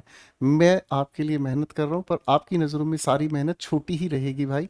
क्यों? क्योंकि भाई बहुत सारा बच्चा भटक रहा है सीपीओ की इधर उधर गलत आंसर की पर। तो बाबू आपको ये सीखना होगा कि क्वेश्चंस को अब किस तरह घुमाया जा रहा है। ये सोच लो, देख रहे हो Vinod, most of the committee are here to decide the fate of this ancient building. तो बाबू क्वेश्चन 52 में आप क्या करने वाले हैं? हैं जी, क्वेश्चन 52 में आप क्या करने वाले हैं? क्वेश्चन 52 अपने आप में समझने वाला सवाल है। आइए मेरे बच्चों देखते हैं क्वेश्चन 52 हमारे सामने क्या कहता है। Most of the committee are here to decide the fate. तो भाई कोई दिक्कत ही नहीं है, कमिटी अपने आप में क्या है? कलेक्टिव। क्वेश्चन 53, 54 एंड 55 हमारे सामने है। She now has more than a year as minister. तो आप क्या कहेंगे? Under her belt, on her thin ice, in the fast lane, down for the count. समझने की कोशिश करेंगे, आंसर बताने की कोशिश करेंगे। तो आप कहेंगे under her belt. Under her belt का मतलब क्या समझ में आता है? यानी कि जिस इंसान ने बहुत ज्यादा एक्सपीरियंस गेन किया है किसी एक पर्टिकुलर फील्ड में, ठीक है ना। अंडर हर बेल्ट का मतलब है टू गेन एक्सपीरियंस किसी सिचुएशन में। मतलब हम अब समझ रहे, एक साल से ज्यादा हो गया है, एक मिनिस्टर के पास उसने काम सीखा है, तो एक्सपीरियंस गेन करने की यहां पर हमारे सामने बात हो गई है, ठीक है जी। क्वेश्चन 54 हमारे सामने कहता है from cradle to grave. Grave को हम कहते हैं हिंदी में कब्र, और क्रेडल को हम कहते हैं क्या? पालना। यानी कि पालने से कब्र, जन्म से मृत्यु तक की यहाँ पर बात कही गई है। तो जन्म से मृत्यु तक की बात कहाँ गई है? तो कौन सी में हो गई है जी? जन्म से मृत्यु तक की अगर बात कही है तो इसका मतलब हमें क्या समझ में आया? किसी इंसान की पूरी जिंदगी। तो आप कहेंगे during the whole span of one's life. I do not like him because he always disapproves the things. वह हमेशा डिसअप्रूव कर देता है किसी भी चीज को। वह हमेशा क्या कर देता है बाबू? डिसअप्रूव कर देता है किसी भी चीज को। तो I do not like him because he always disapproves the things और opinions of others, is insensitive other feelings, is a hate monger, critical of others, या क्या कहेंगे is jealous of other people. तो आप क्या कहना बेहतर समझेंगे यहाँ पर? आप कहेंगे सर दूसरों की आलोचना करने वाले को ही वो क्या कहेंगे? वो हर किसी बात को क्रिटिकल मतलब आलोचना कर देता है, एक्सेप्ट ही नहीं करता है। क्वेश्चन 56 की तरफ बढ़ते हैं दोस्तों।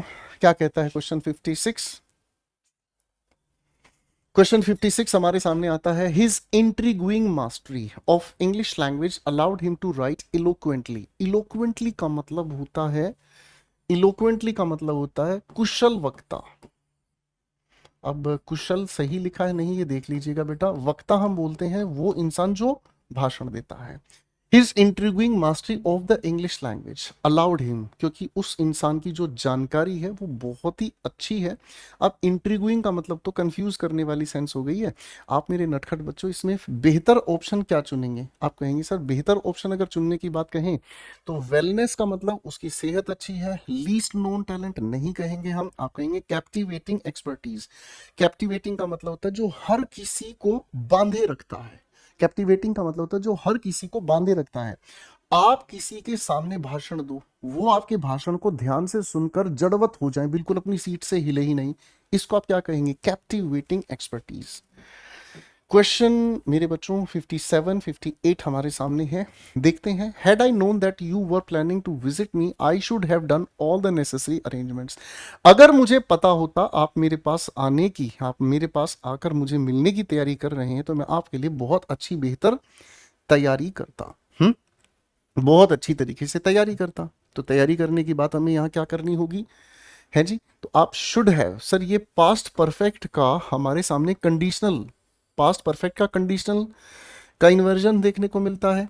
तो सर शुड हैव की जगह हम लोग बेहतर क्या मानेंगे, वुड हैव। यही हमारे सामने आंसर है। ठीक है जी, ये तो अपने आप में गलत हो गया ना, थर्ड फॉर्म नहीं है। ठीक है भाई।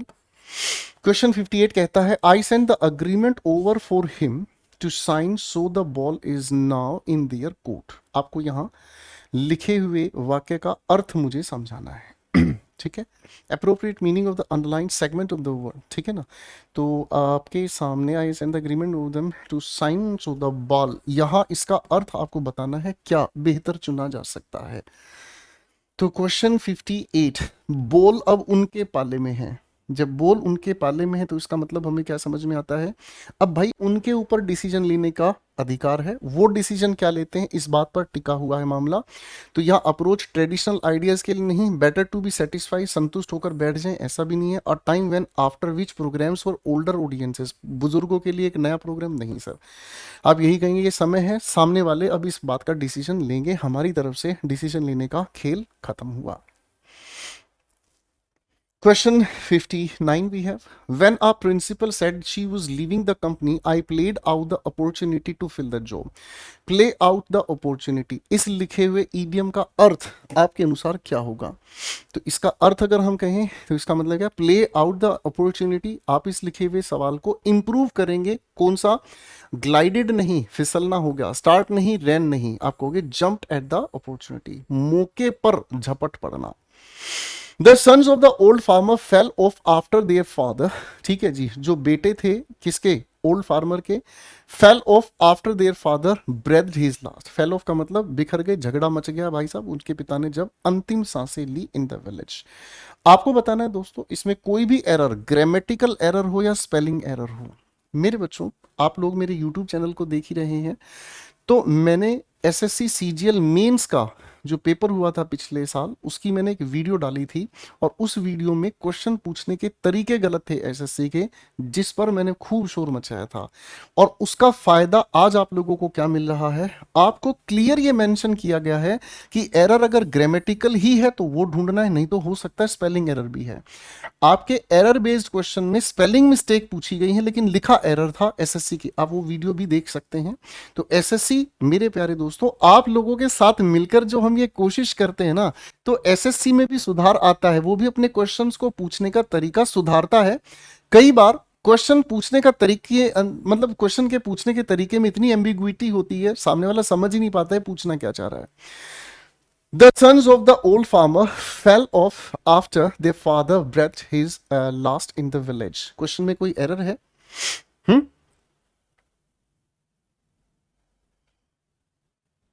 तो आप यहां फेल ऑफ की जगह अगर कहना चाहेंगे तो मुझे ऐसा लगता है यहां ज्यादा बेहतर होगा, क्या हमें कहना होगा, फेल आउट। इसका मतलब होता है आपस में उनकी विचारधारा खराब हो गई, आपस में विचार नहीं मिलते, वे डिसएग्रीमेंट का हिस्सा हो गए, एक दूसरे की सहमति से दूर हो गए। तो फेल ऑफ का मतलब तो है किसी चीज से गिरकर सिर फुड़वा लेना, फेल आउट कह दें तो ज्यादा बेहतर आंसर बन जाता है।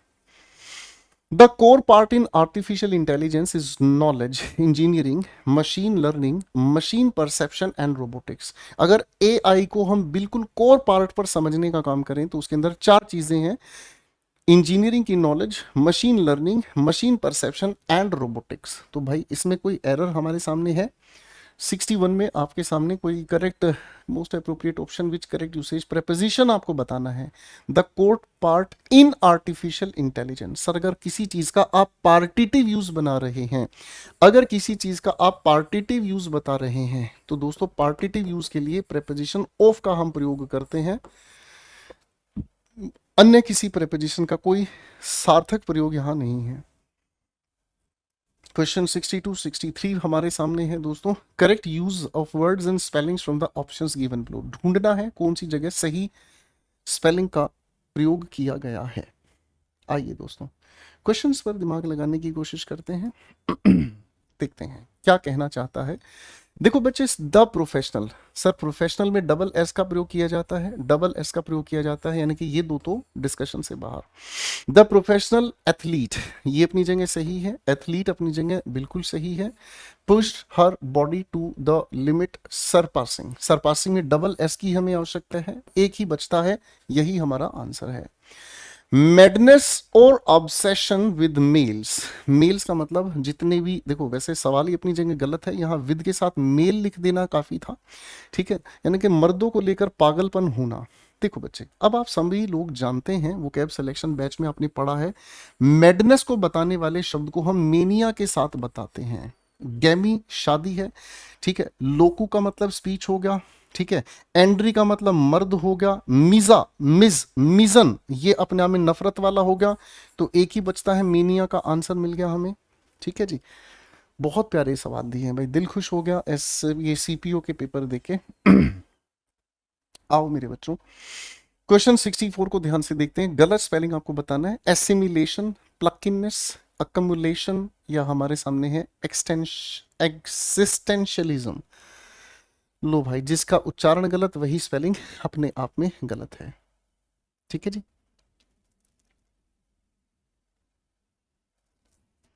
शाबाश, बताने की कोशिश करेंगे आप इस लिखे हुए शब्द में।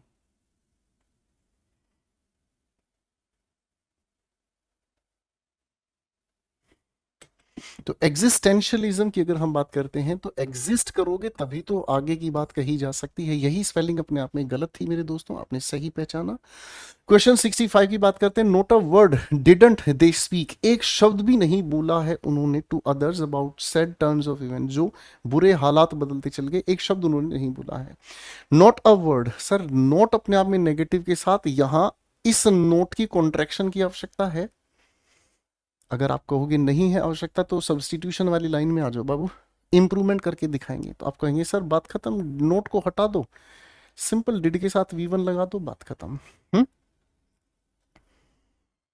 Question 66 we have a vicious circle. Vicious का मतलब होता है जहरीला, नेवर एंडिंग, एक ऐसा चक्र जो कभी खत्म नहीं होता, एक ऐसी समस्या जो कभी खत्म नहीं होती, और वो चक्कर आपके चारों ओर घूमता रहता है। तो आप कहेंगे एक ऐसी सिचुएशन जिसके अंदर एक प्रॉब्लम से दूसरी प्रॉब्लम पैदा होती चली जाती है, और जो ओरिजिनल प्रॉब्लम है वो सोल्व करना ही मुश्किल हो जाता है।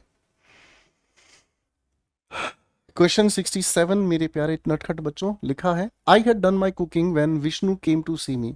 मैंने अपनी कुकिंग कर ली थी जब विष्णु भाई आया मुझसे मिलने। यहाँ सी का मतलब देखने की बात नहीं है, बात यहाँ मिलने की है, तो इसमें कोई दिक्कत नहीं है, पहले ही वह ये काम कर चुका था मेरे प्यारे बच्चों, पहले ही वह यह काम कर चुका था जब विष्णु मिलने आया। तो भाई इस सवाल में कोई भी एरर नहीं है, आवश्यकता ही नहीं है इस सवाल में जबरदस्ती किसी एरर को ठीक करने की।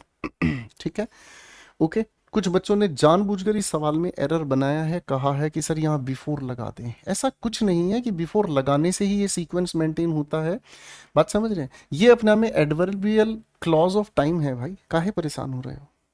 कभी कभी हम किसी क्वेश्चन में ओवर कॉन्शियस होकर, कभी कभी हम जरूर से ज्यादा सोचकर उस सवाल को गलत बना रहे हैं, इस बात को भी आप समझिएगा। क्वेश्चन को एक बार पढ़ें, ज्यादा से ज्यादा 2 बार पढ़ें, लेकिन इतनी बार ना पढ़ें कि क्वेश्चन के अंदर एरर हम खुद ब खुद बनाकर आए, इस बात का बाबू ध्यान रखिएगा। A mythological animal with one horn on its forehead is called unicameral, unipod, unific, unicorn. आ गया सवाल हमारे सामने, यूनि एक से संबंधित है।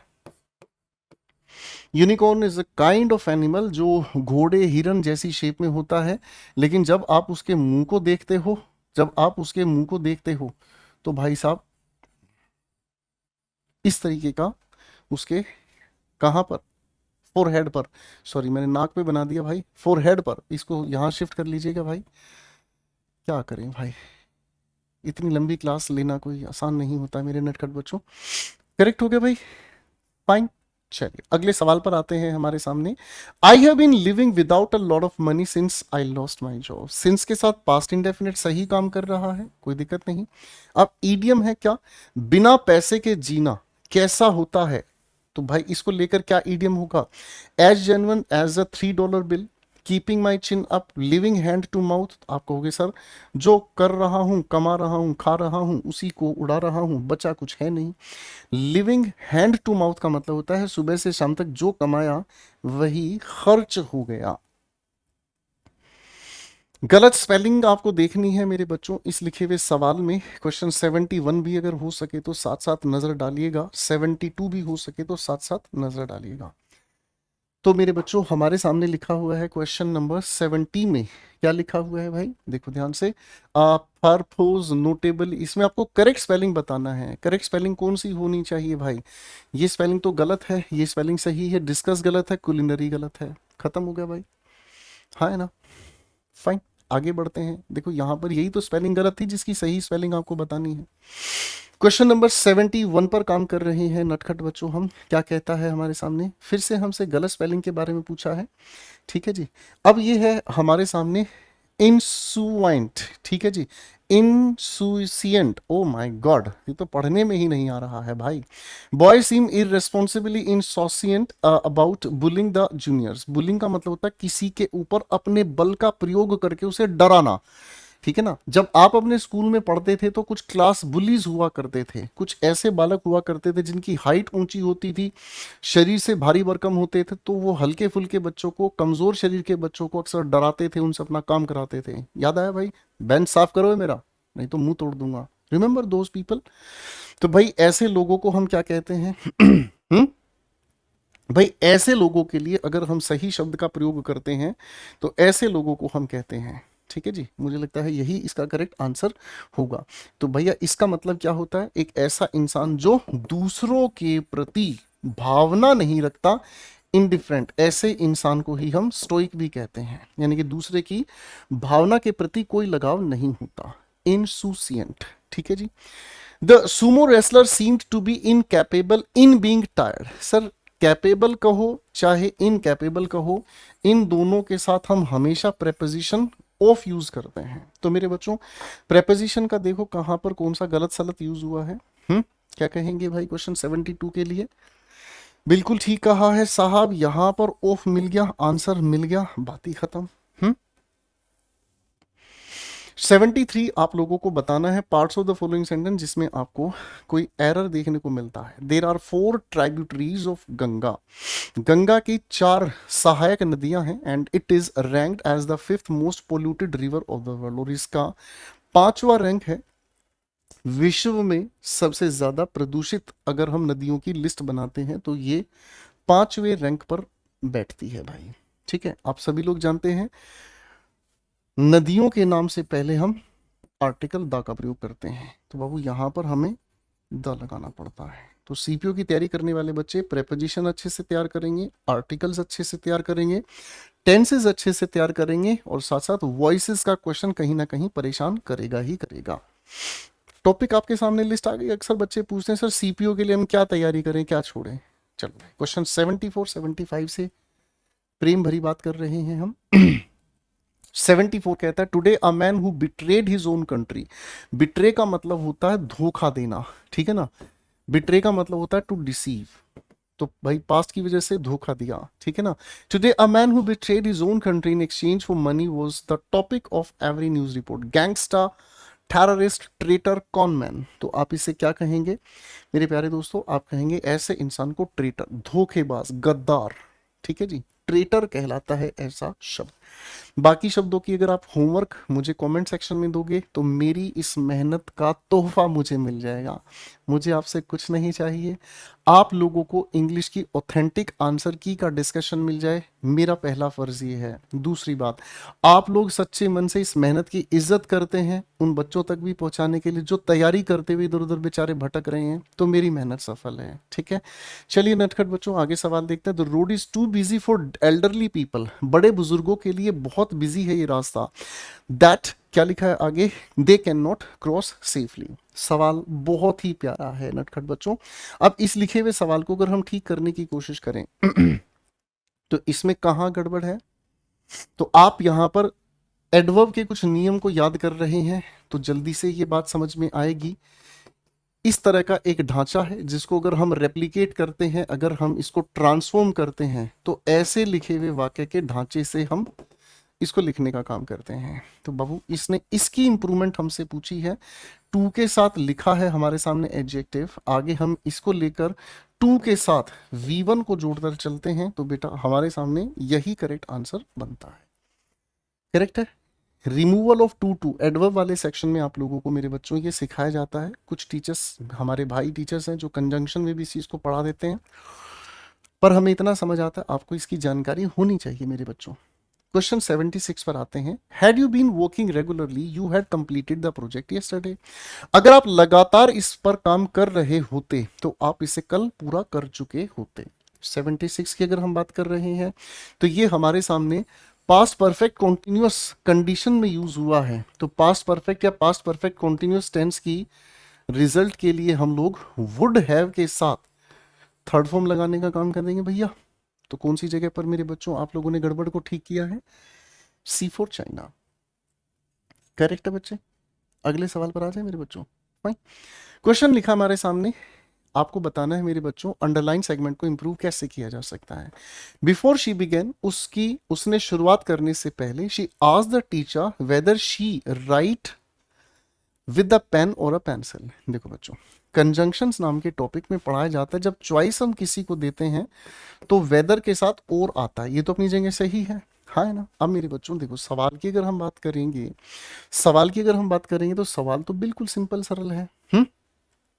ठीक है। अब सवाल की अगर हम बात कर रहे हैं, बिफोर शी बिगेन, उसने अपने टीचर से पूछा।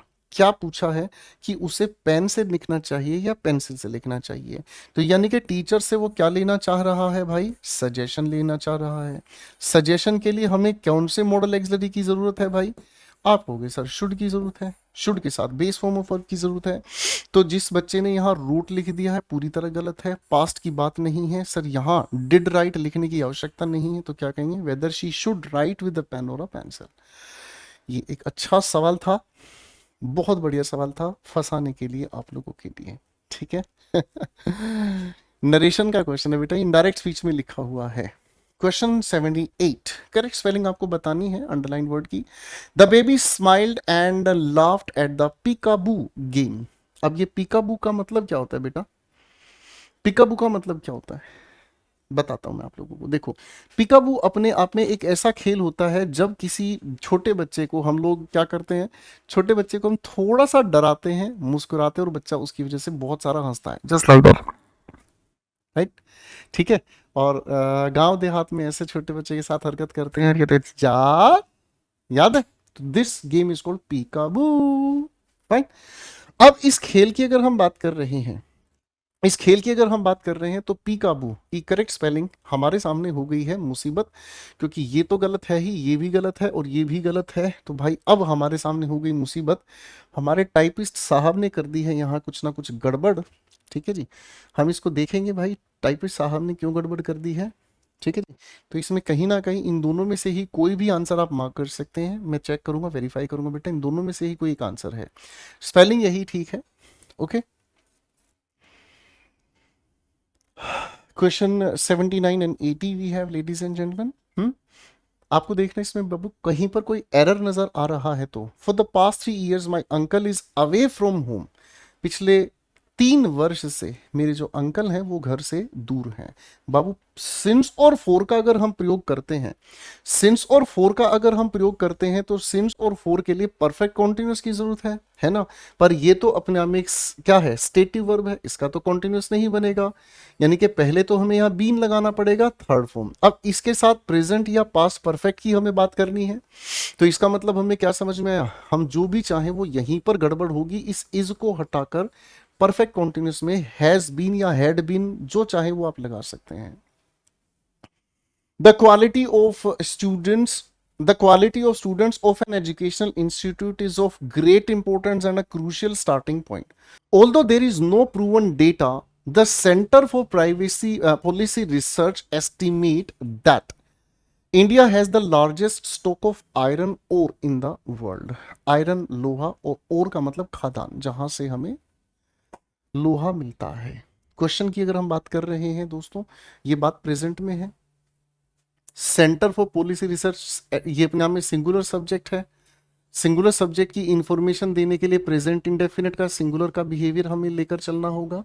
तो बाबू यहां इस सवाल में हमें बी ऑप्शन में question 82 she asked me where my home town is. बाबू सवाल बिल्कुल सिंपल है, पास्ट टेंस की बात कही है, इनडायरेक्ट स्पीच में लिखा हुआ, यहां ये कंजंक्शन हो गया है, ये हमारे सामने सब्जेक्ट है, पास्ट की वजह से इज को हटाकर वॉज। तो बेटा कौन सी जगह पर ठीक करेंगे आप? डी ऑप्शन को आप यहां मार्क कर देंगे। चलिए बेटा क्वेश्चन 83 की तरफ बढ़ते हैं, धीरे धीरे कदम आगे बढ़ाते हुए चलेंगे हम। क्वेश्चन 83 हमारे सामने, mister Prabhakar was first man to arrive at the venue. At अपनी जगह बिल्कुल सही है, स्पेसिफिक लोकेशन बताने का काम कर रहा है। मैन से पहले ऑर्डिनल फर्स्ट है तो एक छोटा सा आर्टिकल लगा देना, डेफिनेट को जरूरी चाहिएगा, द हमें यहां लगाना पड़ेगा। तो ये अपनी जगह आंसर हमें मिल गया है दोस्तों। ठीक है, नेक्स्ट क्वेश्चन पर बढ़ते हैं आगे। आपको बताना है मेरे बच्चों, यहाँ कोई इंप्रूवमेंट का, कोई सब्सटीट्यूशन या इंप्रूवमेंट की गुंजाइश अगर हो सकती है तो। चलिए भाई क्वेश्चन देखते हैं 84 हमें क्या कहना चाहता है। ठीक है, in spite mother's milk is a vital to, vital का मतलब इंपॉर्टेंट है टू अ चाइल्ड। देखिए मेरे नटखट बच्चों, इन स्पाइट के साथ हम ऑफ जब लगाते हैं तो ये अपने आप में प्रेपोजिशन होने की वजह से ऑब्जेक्टिव केस लेकर चलता है। अब ये ऑब्जेक्टिव केस एक शब्द का भी हो सकता है, एक फ्रेज का भी हो सकता है, लेकिन कॉन्ट्रडिक्शन बताने के लिए, अगर हम कॉन्ट्रडिक्शन बताने की बात करते हैं तो दो या ऑल्दो से हम लोगों को वाक्य लिखना पड़ता है। ठीक है जी, दो या ऑल्दो से हमें वाक्य लिखना पड़ता है, और ये हमारे पास सब्जेक्ट है, ये इसकी वर्ब है, और वो आ गया उसका कॉम्प्लीमेंट। तो इंस्पाइट को हटाकर हमें कॉन्ट्रडिक्शन के लिए क्या लिखना पड़ेगा? ठीक है, डिस्पाइट प्रेपोजिशन होकर गलत चला गया, मदर्स मिल्क से आगे के सेंटेंस को हम रिलेट नहीं कर पाएंगे। ठीक है, फाइन, बहुत प्यारा सवाल था, मजा आया इस क्वेश्चन को देख के भाई। क्वेश्चन 85 कहता है, don't you think that the cat is in the cradle, you never make time for me. ठीक है ना, क्या आपको लगता नहीं है कि कैट अपने क्रेडल में है, आप कभी मेरे लिए टाइम नहीं निकालते हैं? तो इसका आपको अप्रोप्रिएट मीनिंग बताना है, क्या है सर? Newly married life. ये बात तो अपनी जगह जाती है भाई, ये बात तो अपनी जगह जाती है भाई, कि जब आप न्यूली मैरिड लाइफ में कदम रखते हैं तो भाई आप न्यूली मैरिड लाइफ को समय नहीं दे पाते हैं, तो आपको ये सुनना पड़ता है। लेकिन बेटा रोमांटिक मत हो मजाक मजाक में, ठीक है ना। आप कहेंगे बिजी इन योर वर्क, ये भी आपको सुनने को मिलता है, ठीक है ना। Busy in minute minute minting money, पैसा छापने में बिजी हो, नहीं। ये व्यवस्था हमें बताता है किसी कॉम्प्लिकेटेड रिलेशनशिप की, सामने वाला इंसान एक्सपेक्ट आपसे ज्यादा कर रहा है, आप उसकी एक्सपेक्टेशंस के अकॉर्डिंग उसे कम समय दे रहे हो, कम केयर कर पा रहे हो, या हालातों की वजह से कम आप अटेंटिव हैं। This kind of thing is called complicated relationship. Question 86 87 we have. चलिए सवाल को देखेंगे ध्यान से। A person who is a lover of women. साहब विमेन की अगर हम बात करते हैं तो विमेन के लिए हमें कौन से शब्द की जरूरत है? गायनी शब्द की जरूरत है। यहां गायनी नहीं, यहां गेमी शादी हो गई, गायनी गायनी, ठीक है। फिलो का मतलब लवर हो गया, मीजो का मतलब हेटर हो गया। अप द एंटे, अप द एंटे, जब ए एन टी ई की हम बात कर रहे हैं, ठीक है, जब ए एन टी ई की हम बात कर रहे हैं तो इसका मतलब होता है बिफोर, बिहाइंड। इसका मतलब होता है बिफोर या फिर बिहाइंड, जो पहले है या जो हमारे सामने पीछे है। ठीक है भाई, अरे हाँ है ना। लेकिन बाबू अगर एंटे को हम लोग यहाँ द के साथ लगा रहे हैं तो ये एंटे अपने आप में नाउन बन गया। ठीक है, एंटी बोल लीजिए, एक ही बात है भाई। जब इसकी हम बात कर रहे हैं नाउन की तरह से तो इसका मतलब क्या हुआ? इसका मतलब ये समझ में आता है कि जब किसी इंसान को, जैसे मान लीजिए कुछ लोग इकट्ठे मिलकर ताश खेल रहे हैं, तो ताश बट गए सभी के आपस में, ताश बट गए भाई सभी के आपस में। तो जब ताश आपस में बट गए तो पहली चाल चलने से पहले आपको दांव पर कुछ पैसा लगाना पड़ेगा, इसी के बाद दूसरा भी लगाएगा, तीसरा भी, चौथा भी। तो दांव पर जो सबसे पहले पैसा लगाने वाला है उसको हम कहते हैं एंटी। ठीक है जी। तो अप द एंटी का मतलब अगर हम समझने का काम करें तो इसका एग्जैक्टली मतलब है शुरुआत में ही अगर जो पैसा लगाएगा दूसरे को उसी के अकॉर्डिंग पैसा लगाना होगा। कॉस्ट कटिंग, मीडियोकर, एक्सपेंसिव नहीं, इंक्रीज डिमांड्स। ठीक है भाई, अच्छा सवाल था ये। जिसको इसका अर्थ पता है, द लगाने से नाउन बना, वो समझ गया, वरना एंटी अपने आप में एक प्रीफिक्स होता है जिसका मतलब होता है बिहाइंड या पीछे। Question 88 and 89 we have, carefully observe the question. 88 आपको एरर बताना है नटखट बच्चों, और यहाँ पर आपको इसका इंप्रूवमेंट नहीं, इसका मीनिंग आपको बताना है। किथ एंड किन। Mister Raghav brushes his teeth 4 times the day. Sir आप लोगों ने आर्टिकल का एक बहुत बेहतरीन टॉपिक पढ़ा है, और बेहतरीन टॉपिक हमें यह बताना है कि जब हम किसी फ्रीक्वेंसी की बात कर रहे हैं या फिर हम दर बताने की कोशिश कर रहे हैं किसी भी काम की, कि काम कितने दर पर होता है, कितनी फ्रीक्वेंसी से होता है, तो उसको बताने के लिए हम समय के साथ ए या एन का जिक्र कर देते हैं। तो यहां पर 4 times a day, दिन में 4 बार ब्रश करता है, और आज वो बिना दांत के झूम रहा है, घूम रहा है और बेहोश हो रहा है।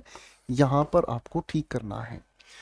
किथन किन हम बोलते हैं अपने सगे संबंधियों को, ठीक है। All the kith and kin of many my deceased landlady were present at to her funeral.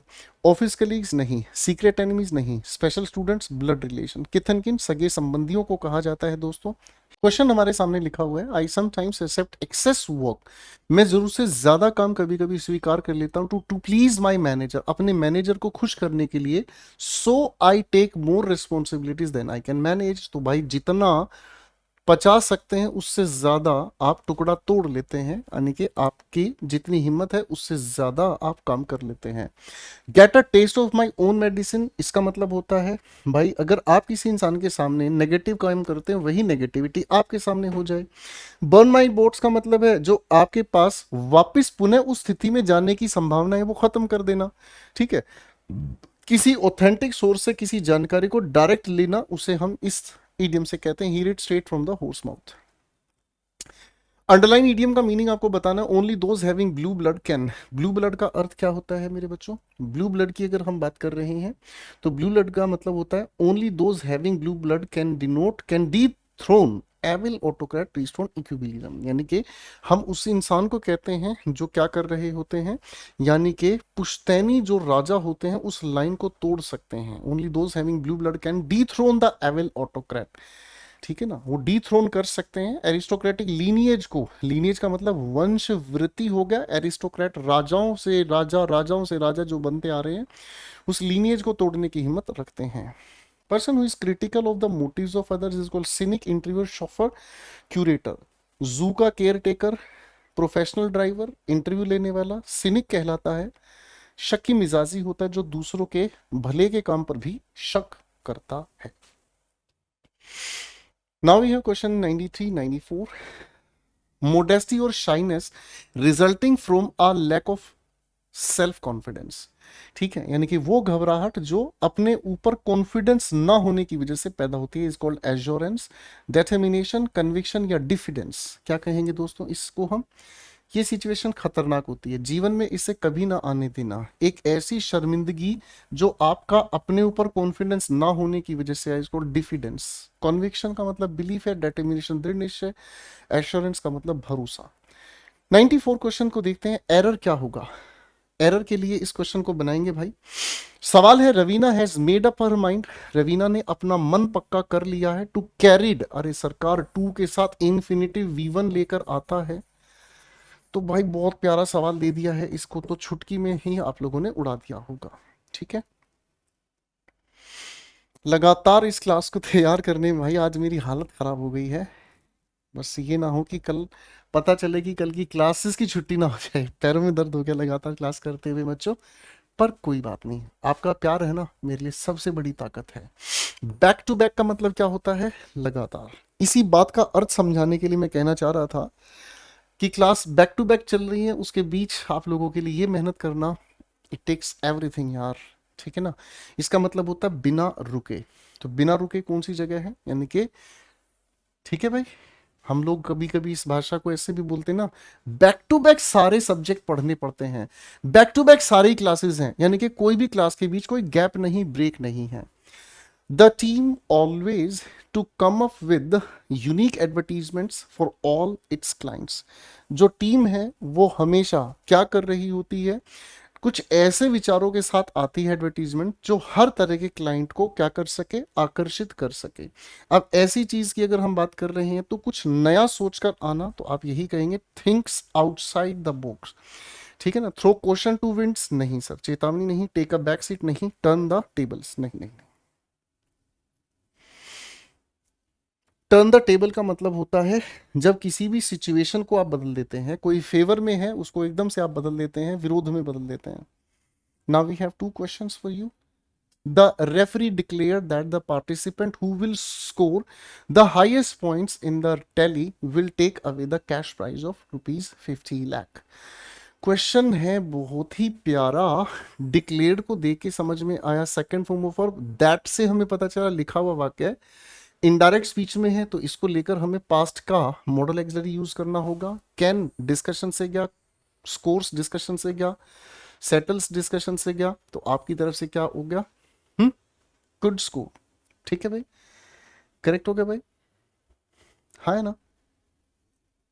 एक मिनट यार, सवाल फिर से गड़बड़ा गया, माफ कीजिएगा दोस्तों, जल्दबाजी हुई हमारे सामने। रेफरी ने डिक्लेयर किया है, क्या डिक्लेयर किया है, डिक्लेयर ये किया, ही तो हमारा पहला सवाल था यार डिस्कशन का, क्वेश्चन रिपीट हो गया भाई मुझसे, माफी चाहेंगे भाई, कि पार्टिसिपेंट जो ज्यादा स्कोर करता है, ये हम लोगों ने उसके लिए एक जनरल इंफॉर्मेशन बना दी, जो ज्यादा स्कोर करता है पॉइंट्स वही लेकर जाएगा।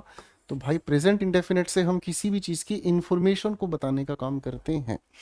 Since his son has not yet completed the age of 18, क्योंकि उसके बेटे ने अभी तक 18 वर्ष की उम्र पूरी नहीं की है, he was reluctant to fulfil his son's demand of getting a motorbike. He was, क्या यहां पर वॉज कह देना सही होगा?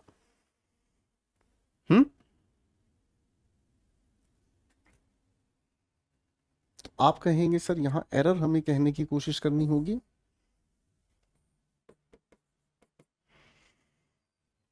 भाई वर्तमान में उसने अभी तक 18 वर्ष की उम्र को नहीं पूरा किया है, तो भाई अब समझ ही रहे हैं। ठीक है जी, नेक्स्ट क्वेश्चन 99 पर हमारे सामने सवाल आता है। ये तो हमने कर लिया ना बेटा, ओ सॉरी गाइस, ये क्वेश्चन रिपीट हमारे सामने हो गया है। Now we have question 100, ladies and gentlemen, look at this question. दो Kalpana listened to Sheetal carefully, हालांकि कल्पना ने बड़े ध्यान से शीतल को सुना है, वह जानती है that she should take it with grain of salt, फिर भी वो उस पर क्या करे, शक करे। ठीक है ना, बात समझ रहे? मतलब किसी चीज की इज्जत तो वो भले ही करे, पर पूरी तरह से वो क्या है, सच ना माने उसे। तो क्या आंसर यहां होगा, regard it as exaggerated and not completely true. ठीक है भाई, तो यहां होते हैं हमारे 100 क्वेश्चंस की एक बहुत ही खूबसूरत लड़ाई। ठीक है भाई, यहां होती है हमारे सामने 100 क्वेश्चंस की एक खूबसूरत लड़ाई। अब हम थोड़ा सा आगे बढ़ते हैं मेरे नटखट बच्चों, कुछ क्वेश्चंस की तरफ बढ़ते हैं। रीडिंग कॉम्प्रीहेंशन वाला सवाल हमारे सामने है। Here is the passage that we have, एक बार आप इसको थोड़ा सा ध्यान से पढ़ने की कोशिश करेंगे, I will be having the discussion. ठीक है बच्चों, every minute the equivalent of one garbage trucks worth of plastic is dumped into our ocean. हर मिनट लगभग किसके समान, हर मिनट लगभग एक गार्बेज ट्रक के समान प्लास्टिक डाला जाता है ओशियन में। Plastic pollution is a global problem, आज के समय में विश्व स्तरीय ये एक समस्या है। Approximately 7 billion of 9.2 billion metric tons of plastic produce from 1950 to 2017, 1950 से 1917 तक, आज तक करीब करीब इतना वजन का प्लास्टिक वेस्ट हो चुका है तैयार, एंडिंग अप इन लैंडफिल, जिसको हमने भर दिया है, ठूस दिया है, जबरदस्ती लैंडफिल किया है, बीइंग डंप्ड, और अभी भी डंप किया जा रहा है। Plastic pollution can alter, plastic pollution change कर सकता है लोगों के रहने का स्टाइल, नेचुरल प्रोसेस को भी पूरी तरह से बदल सकता है। Reducing ecosystems ability to adapt, देखो बाबू इस अडेप्ट का ध्यान रखना, इस अडेप्ट का मतलब होता है टू एडजस्ट। ठीक है जी, to adjust to climate change, directly affecting millions of people's livelihoods, food production capabilities, and social well-being.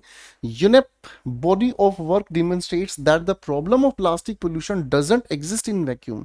Plastic की ये जो प्रॉब्लम है ना पोल्यूशन की, ये अकेले में नहीं है, इसकी वजह से बहुत सारी life cycle, earth cycle, ecosystem परिवर्तित होता जा रहा है. The environmental, social, economic and health risk of plastic need to be assessed. हमें कैलकुलेट करना होगा कितना भारी भरकम नुकसान हमें मिल रहा है, along side other environmental stressors like climate change, ecosystem degradation and resource use. किस तरह से हम लोगों को रिसोर्स का यूज करना होगा.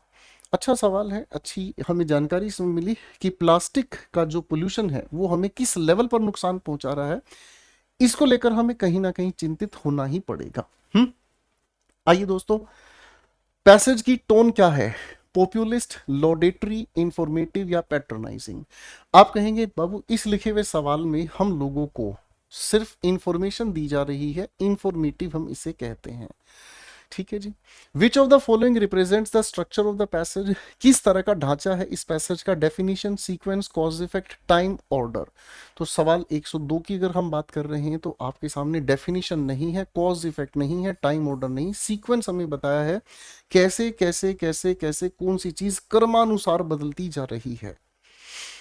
ठीक है जी, कौन कौन सी चीजें क्रम अनुसार बदलती जा रही हैं. चलिए भाई अगले प्रश्न की तरफ चलते हैं दोस्तों. अगले प्रश्न की तरफ चलते हैं दोस्तों. एग्जिस्ट करने का एंटोनिम क्या है? एग्जिस्ट करने का मतलब गायब हो जाना, आप कहेंगे सीज कर देंगे. ठीक है ना, सीज का मतलब विलुप्त हो जाना, खत्म हो जाना, किसी चीज के होने को खत्म होने की तरफ लेकर जाना. नेक्स्ट क्वेश्चन हमारे सामने है, आंसर मार्क कीजिएगा. Which of the following most accurately states the main idea of the passage? Plastic population, climatic change, plastic waste या यूनेप? तो क्वेश्चन 10. तो मेरे बच्चों ये आप लोगों ने पढ़ लिया है. अब देखो आप इसके आंसर्स बनाएंगे, थोड़ी सी मेरे लिए मेहनत करेंगे आप लोग. ये 3 क्वेश्चन आपकी स्क्रीन पर है, इन 3 क्वेश्चंस के आंसर्स बनाएं और इसके बाद अगले कुछ क्वेश्चंस हैं आपकी स्क्रीन पर. थोड़ी सी मेहनत इसमें जरूर आप लोगों को मेरे लिए करनी होगी मेरे बच्चों.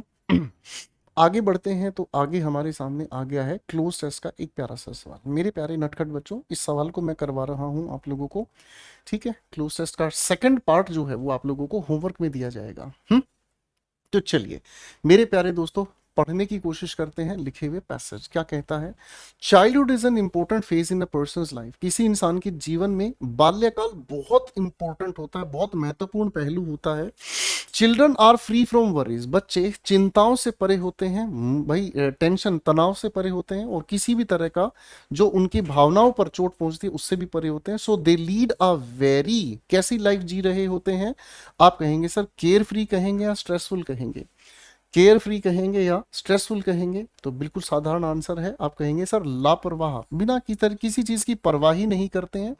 स्ट्रेसफुल थोड़ी कहेंगे भाई, है ना भाई. अगला सवाल हमारे सामने आता है क्या? This is the only reason, यही केवल एक ऐसा कारण है, they create golden and beautiful memories during this period which are blank in their adulthood. यही है वो समय जिसमें वो अपनी खूबसूरत मेमोरीज को बनाते हैं, जिसको वो हमेशा सेलिब्रेट करते हैं जब वो बड़े हो जाते हैं. चेरिश का मतलब होता है सेलिब्रेट करना या खुशी से उनको याद करना, मनाना. आगे पढ़ते हैं दोस्तों. It is the responsibility of parents and guardians to shape the future of a child as he is very blank and can drift in any direction. किसी भी डायरेक्शन में वो जा सकता है. ठीक है ना.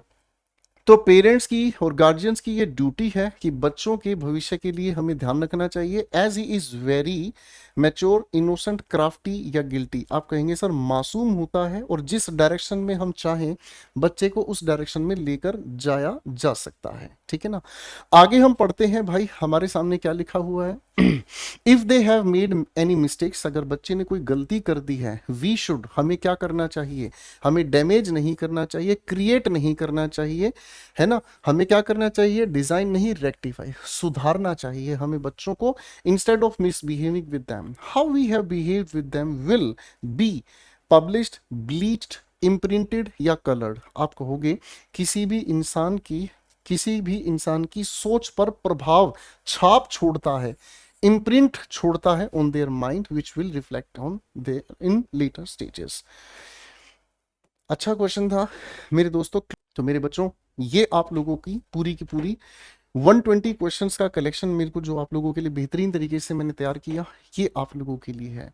मेरे प्यारे दोस्तों, मैं आप लोगों के लिए हमेशा सच्ची मेहनत में विश्वास करता हूं, और इस सच्ची मेहनत को सफल केवल तब किया जा सकता है जब आप अपने इस गुरु की मेहनत को हर उस बच्चे तक पहुंचाएं जो पढ़ने के लिए सीरियस है।